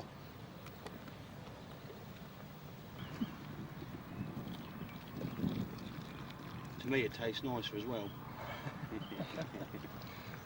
There's Lee. Steady, steady, steady, steady. There's Cockle. The cockle. And here's fuckwit, I suppose. How did I know that was coming? You're supposed to say nice things about me, like, here's my Adonis boyfriend, who's fucking good at nothing. Just make the tea. So we had a right laugh down there, curries every night, wine and that. Nice seeing a couple of fish caught. Monday was a bank holiday, and so we fished a Sunday night, packed down and went home, having had a nice time. So Friday come along, I've had a week at work, I'm itching to get back down there. I know the fish are on them spots and they've been there for about 10 days. And I don't know what it was dragging them back. There was thin weed growth with like eggs on it. Now I'm not a weedologist and I'm not an eggologist, so I can't tell you what it was. But those fish kept coming back. If they were feeding on the eggs and that, I don't know. But they were there, they kept returning, they kept showing, but they would not pick my baits up. And I just knew I had to get down there. So I phoned Mandy up and I said, I've got to get down there, I've got to try and get in that swim. Something's going to happen, I just feel it. And she said, yeah, do it. I've got Ben this weekend, we'll just muck about and go and do shopping and whatever. You get your ass down there. So as soon as 4 o'clock came on Friday, I'm heading down that M20 the whole way. I'm going, please be empty, please be empty. You know, I'm sure you've all been there, hoping, you know, something feels right, you've got to get in a certain swim. And honestly, that's probably the longest journey I ever had to get down Conning Brook. But I swung into the car park was full, and I'm like, oh no. So I've jumped out my boat and looked at the bay and it's empty. I couldn't believe it. There was a new wind on the lake and it was blowing over the back of the bay across to the life buoy. And I'm thinking, right, get your arse round there, boy. So I've chucked everything on a barra, I wheeled it round, keeping an eye in front of the swim to the spots I knew they'd been showing. And before I'd even got there, I'd seen 3 fish poke their heads out. And as I've come into the swim, a mirror's come up, sort of eyes looking at me out of the water to the left. And I thought, wow, that's a friendly mirror. I never computed at the time that actually looking at it now and having spent so many years looking at pictures of two-tone, that was two-tone. But I didn't think it was at the time. I thought it was just a big mirror, and I never thought for 1 second I was going to catch two-tone. But the friendly mirror did come out, hence the name, and I thought that was a friendly, happy days. So I've got set up, I've got my rods ready, I've flicked them out, little double-inch stiff link thing with a little Jacko pop-up, little nugget of foam on, 2-ounce lead. I flicked it out, I felt it just touched the weed, dunk, felt the lead down, knew the nugget had dissolved, I thought that's fishing. And then I saw this massive flat spot come out. It was about the size, double the size of our big dome that me and Mandy used to use. It's come up just to the left and it's drifted across the like a slick. And it's just drifted across the whole lake in the wind. I'm like, what the hell was that? Who cares? Chucked a bait in that, put some freebies around it, and I think I put the other one in the edge, bit of corn. And we're all set up, ready to go, and I'm like, happy days, something's going to happen, we've got to get one, if not just for trying's sake. Which is the Friday night after me and Mandy left on the Monday, which you've just seen. Same spot, I don't know what you say, but there's fish showing. Again in close, I've got those two rods to the right in fairly close, and out in line just to the right of the life buoy, there was this massive flat spot when I got here, so I've sort of lobbed it out there with a load of bait round it. It was weird, it was twice the size of mine and Mandy's bivvy. So anyway, now night number 19 of this year to try and nobble one of these, and we're fairly near carp, which is quite nice. The weed's coming up fast. We think the fish have spawned. Cockle's over there, there's a few people along there, Malin's about. Lee Watson's just gone around and get his barra because he thinks Malin's got it. He's probably going to come next to me, like he says, a good starting point. And club mix, bottom bait, little Jacko pop up, club mix pop up on the end there. So no winkle. I'm going to ring her now, just let her know I'm all cast out and ready to go. And let's hopefully try and catch one. I feel pretty confident as it goes. I do feel maybe the worm's turn, but we all know what this place is like. It can take you to higher than high and drop you lower than low. Anyway, leave you in peace, and I'll speak to you all later. The loneliness of the long-distance carper. There's one. So a couple of hours later, Lee Watson turns up. Comes up with his barrow, says, well, I think he had to go and find his barrow. I think Dave Malin nicked it. Not nicked it, but had used it. He's turned up, says, they still here? I said, you bet they are, mate. I've seen about 5 shows. He said, right, I'll go in next to you then. No problem. So Lee would fish in the edge. He'd chuck him in the edge and he'd just sit there watching. Very mobile angler. The second he saw one, rods were in, on the barrow, gone. He used to just have his kettle out and his rods in. Like Laney and all them, buff, buff, buff, buff, buff. They'd be round the lake constantly. So he wasn't going to bother me at all. He's got in there, nice company for the night. We sat there, opened the wine, had these big crab stick things. Look at the size of that fucking crab claw. Lee's here. Hello, Lee. Hello, mate. Hello, Pet Food. Where's he? Right, here we go. He's brought crab round. Look at the size of that. I reckon the crab that... Oh, don't do that. It scared me. Listen. And he's got... imagine it's a dustbin lid crab the size of that one. It's like the fish he catches. Anyway, fish is still showing, and we're going to get pissed right up now. See you later. About 10 o'clock that night, Smudge came in, and we're all just sitting there, the three of us, we're having a laugh, we're having a few beers, and it gets to about midnight, and I said to them boys, well, I don't know about you, but I'm getting a bit wobbly, I've just about had enough, and they said, yeah, mate, you're right. And it was at that point, about 10 minutes later, my middle rod on the edge of the new weed growth, it just melts.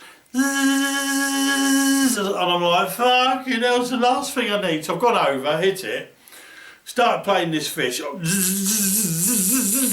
Felt good, like, well, they all do, don't they? Everyone's the big one. And anyway, Lee Watson puts the waders on, grabs my 52-inch net, wades out, because there's weed everywhere. He wades out into the lake, gets the net in front of him.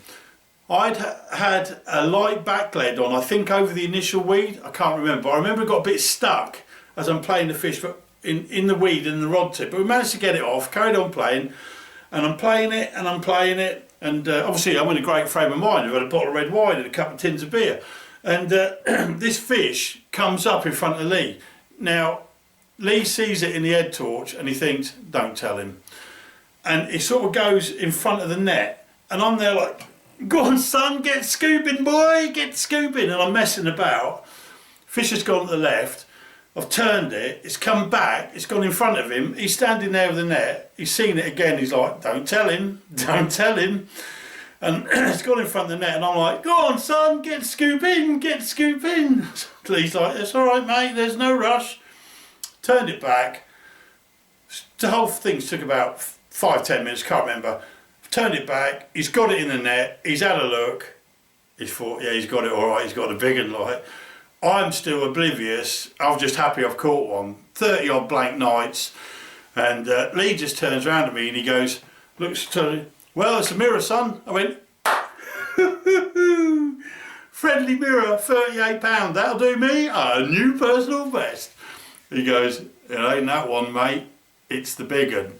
I went, oh, fuck off, mate. He said, Spug, I'm telling you, you've got the big one. And at that point, Like someone got a cricket bat, went round the back of my head, and I just dropped my rod and went, fuck off, mate. I ain't never going to catch that fish. He says, you have, it's in your net now. I said, nah, no, I don't believe you, it's a friendly. I saw the friendly, like I said, I thought it was a friendly. He's rolled the net up in the lake and he's twisted round to show me, and there's just this massive fish in the net. And I just lost it. So I'm standing there and I just had this rush of adrenaline, and I just bent over and I just went, big mirror, big mirror, just screaming it. And Lee's laughing, Smudge is laughing, Lee's in the water with the fish. And you see all the head torches coming on the other side, and you can see them all start coming round. Well, the thing, it actually took me about 18 years to realise, everybody thought it was going to be England's first 60. It never entered my head, any of them. I spent years where many things didn't enter my head. And I'm like, I couldn't believe it. The buzz, you can't imagine the buzz. I've done it, you know, second English 30s, two-tone. And the funny thing was, I had a drink. I mean, don't get me wrong, it's very sobering when you get a run, but we were a bit pissed. And I'd forgotten it was called two-tone. I just called it the big mirror. I've got it in my little book where I've written here to put big mirror, and then afterwards it says two-tone in brackets. And I was just running around screaming, big mirror, I just didn't know what to do. I was so excited. And you've got to bear in mind, this is the little Norfolk bumpkin. He's left to follow his dreams, and his dream's in that net. I was just running up and down the bank. I phoned up Lockie, he said, I've got it, mate, I've got it. He said, what have you got? I said, the big one, the big one. He said, what does it weigh? I said, well, I don't know. He said, well, bloody weigh it and ring me back then. Well, okay. Anyway, it was chaos. And my heart was pumping. I can't tell you just what it was like. It was just amazing. And credit to Lee Watson, he kept me calm.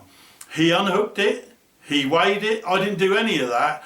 And it wasn't until he laid it on the mat, they rested it in the lake for a while, and then everyone come round, he laid it on the unhooking mat and said, right, Spug, pick it up.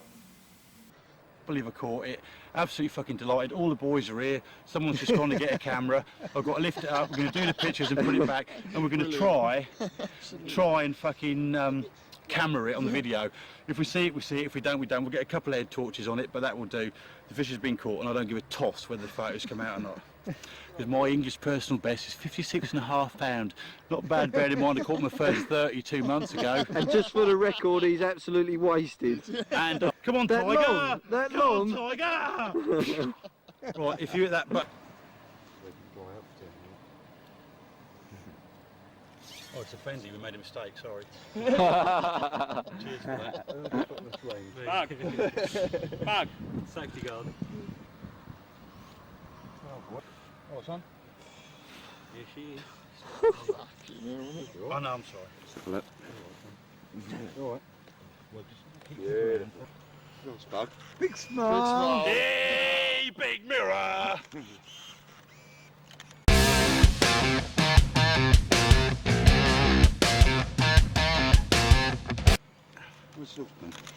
Yes. Nice, Sam. Alright, Yeah, alright. just keep snapping, boys. And brave Nice one, Spug. No, I'm alright, I'm pretty strong when it comes to these fucking things. I can hear that. Alright, one for Lockie.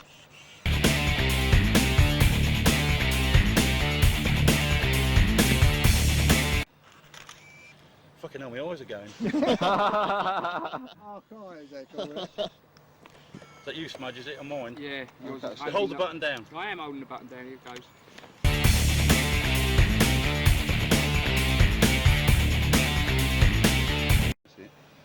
Oh, yeah, that's the one. Can you see it on the vid? Dave, geezer with the light, please. Come over. Chris. Chris, sorry. Can you see it on the vid? Just about. Yeah? Yeah, I'll just keep rolling it, mate.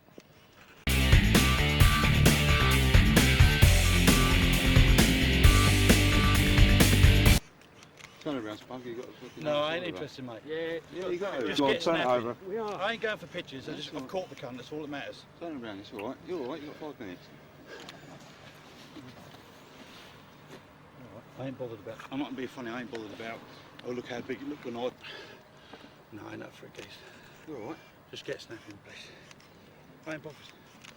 Go on, it does it justice. The fish needs justice.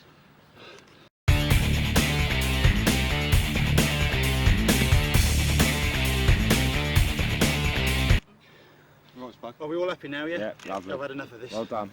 Good man. Well done, mate. That's what I ain't bothered about. Over the Fucking... moment, Yeah. Get it got on the vid, Craig? Yeah, I'm going. All right, you go. Got it? See him? switched on. You see him, Yeah, Craig? yeah. I've got That her. is the big mirror. And I just can't believe it. I just can't believe it.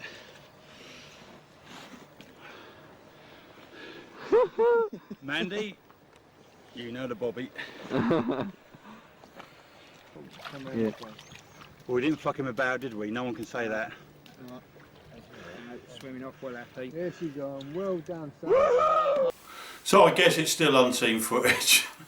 Now there it was, you could just about see it with a head torch on it. We didn't have Ridgemonkey lights, rhino lights and all that in them days.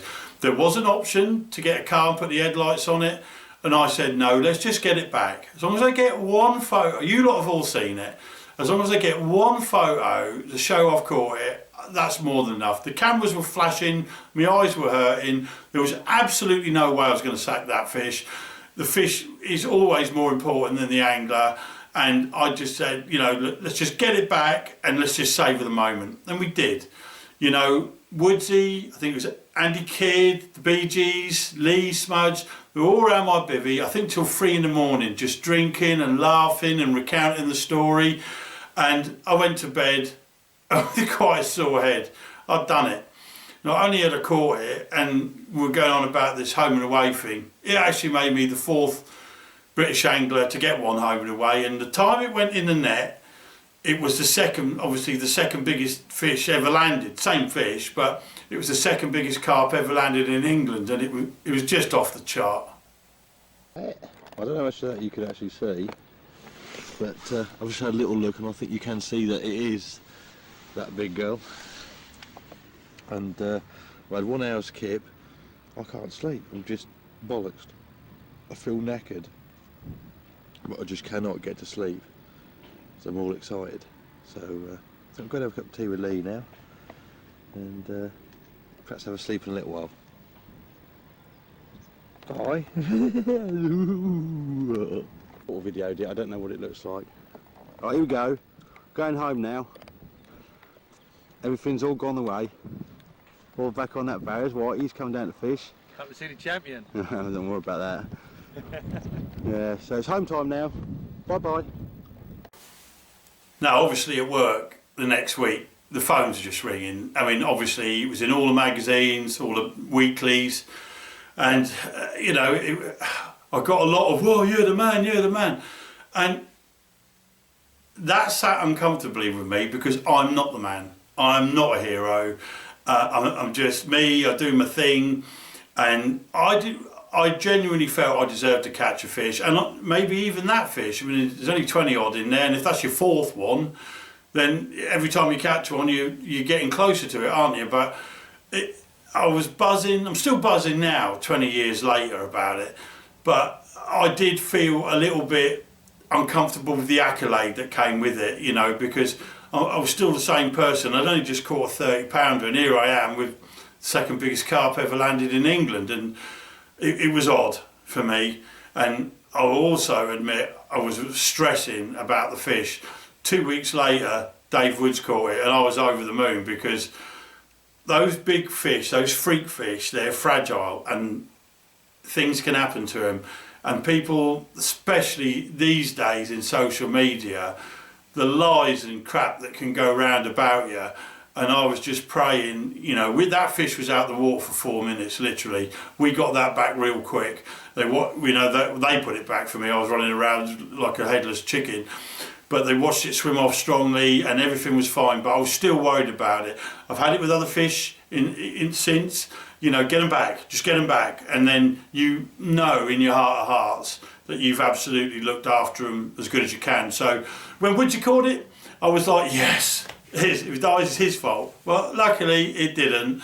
And he got bigger and bigger and bigger and bigger. I think he got up to 67 pounds before it died, which was an obvious shame for the lads that never caught it. But anyway, after that, when Woodsy had it, we decided to have a joint barbecue to, you know, celebrate. It's another excuse for a Conning Brook party, wasn't it?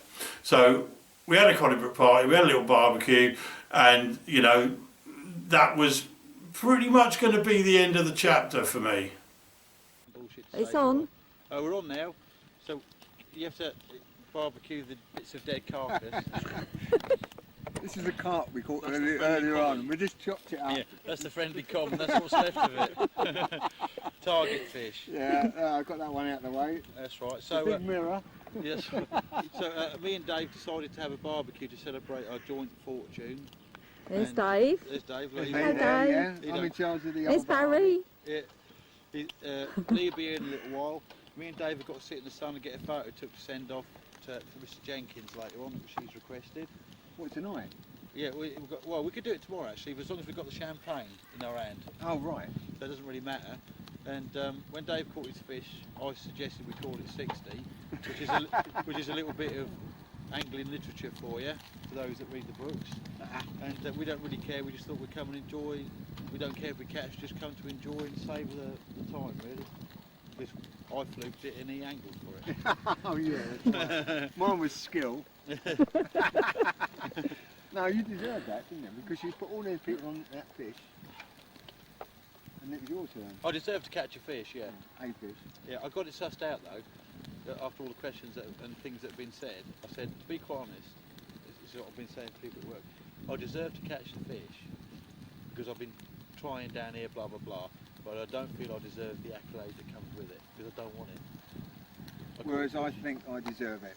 Yeah, I think Dave definitely deserves it. Because he's got 40 years of carp fishing experience. Yeah, obviously, mine was pure skill. That's fair enough, isn't it? Yeah. Have we seen the Conning Brook wine on video? That's the Conning Brook claret. It's 2 bottles in one. Right. Are you happy And now? when Yeah, you I've sit got at that. home and watch all this. Oh, we just sit there laughing. We all sit there laughing. We got loads of it. Oh, my God. Use it at night, can you? Like a night sighting on it. No. Yeah, get the infrared out later on. Right. Did one come out? After that, most of the time spent down Conning Brook was just having barbecues, getting drunk and having a laugh. You know, it was great. But there was one, I wanted to catch the friendly mirror if I could, but there was one incident that actually drew a close to the end of my fishing on Conning Brook. And that was the Gary Bays incident. Now, we'd gone down, Lockie had given me, I think it was a 1,000,000 candle watt power torch, big yellow thing, and it shone like a lighthouse. He said, take that down the brook. He said, see how good it is, you know, blah, blah, blah. He'd bought it, like. So I said, yeah, okay. So I've chucked it in my rucksack, gone down there with Andy. We were having a barbecue. No, I don't like chicken. I like chicken and chops. But we're back down the brook. Somewhere behind that smoke is Winkle, little Jacko, is there. We're having another barbie. We're really got into barbies at the moment, and obviously huge amounts of claret. And we've been down here 2 nights. It's been awful weather. The weeds come up, rods are out. 3 fish lost last night. I think since we was last on the video, the occurrences have been that Ben caught a 17-pounder out of Staines, and that's the only fish that's been out since the big one. I've caught nothing. Ben's caught 1, so he's had quite a few this year. West Warwick carp match next week, and just generally having a nice time. Everything's all right, which is nice. So I love you and leave. You thought we'd better make sure we recorded the fact that we were here on our video. So we've had now a month without a fish for me. Never mind, friendly mirror, then we're off. That'll do us. Ta-da. And Lee Watson turns up. So we're all drinking away, we're having a lovely time. Gary Bays turns up opposite in a lifebuoy, and he's out for 3 hours setting his baits up, you know, weighting them like I did earlier, dropping them in. Everything was perfect. And just on dusk, a flock of geese came in. and landed in front of his swim. And you know, we didn't think we carried on with our little barbecue, and a few Newcastle Browns and some red wine and whatever. Anyway, it got about 10 o'clock, and I remembered I had this torch, and I thought, oh, should we say hello to Gary? And of course, we all thought it'd be a good idea. So I got this yellow torch out, and it's a big yellow round. I just went, vroom. I turned it on, and it lit up the whole of the other side. You know, it must have been 50 yards either side of Gary's bivvy, this big beam.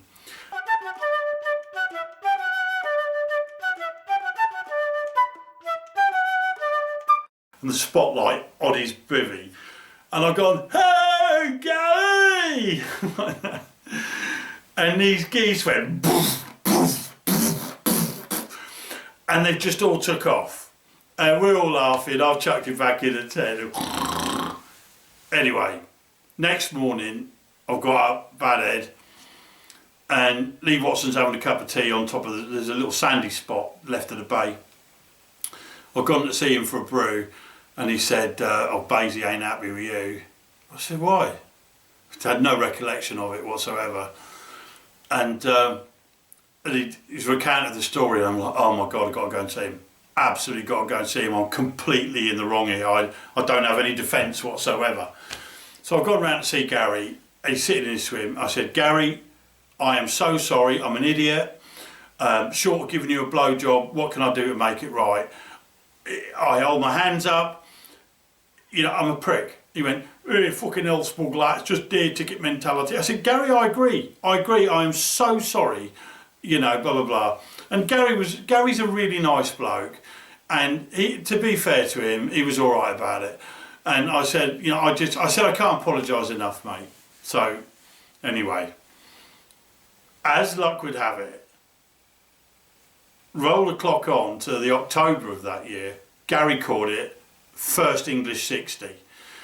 I couldn't have been more happy for him. And I remember sending him a text message, and it said, righto, mate, if it weren't for me, you'd have caught that fish in August or whatever it was, the light incident. And because of me, you've now caught it at £60. You owe me a beer.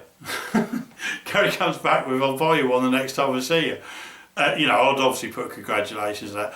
True to his word, Gary bought me a beer the next time he saw me at one of them CARP meeting things. And, you know, all that ends well. However, I did one overnighter after that down the brook, and I remember I felt so bad. One of the rules, isn't it? You know, Bay the Fishery rules, by the tiger nut incident. Fish care comes first. Larking about is compulsory, but you mustn't do anything that, you know, puts someone out of a bite, denies them a bite. And I'd done that. And that hurt me badly. My own stupidity, I was like, I feel bad about that. And I've done this overnighter, and I'm pulling out, and I just stopped. And I sat on the bonnet of my car looking back at the brook, and I just went, I can't fish you anymore. I've done someone out of a bite. You've given me all these lovely memories. It's time for me to leave. And that was the last time I ever went through the Conning Brook gates. And I spent the last 24 years reliving all those great memories and those lovely people.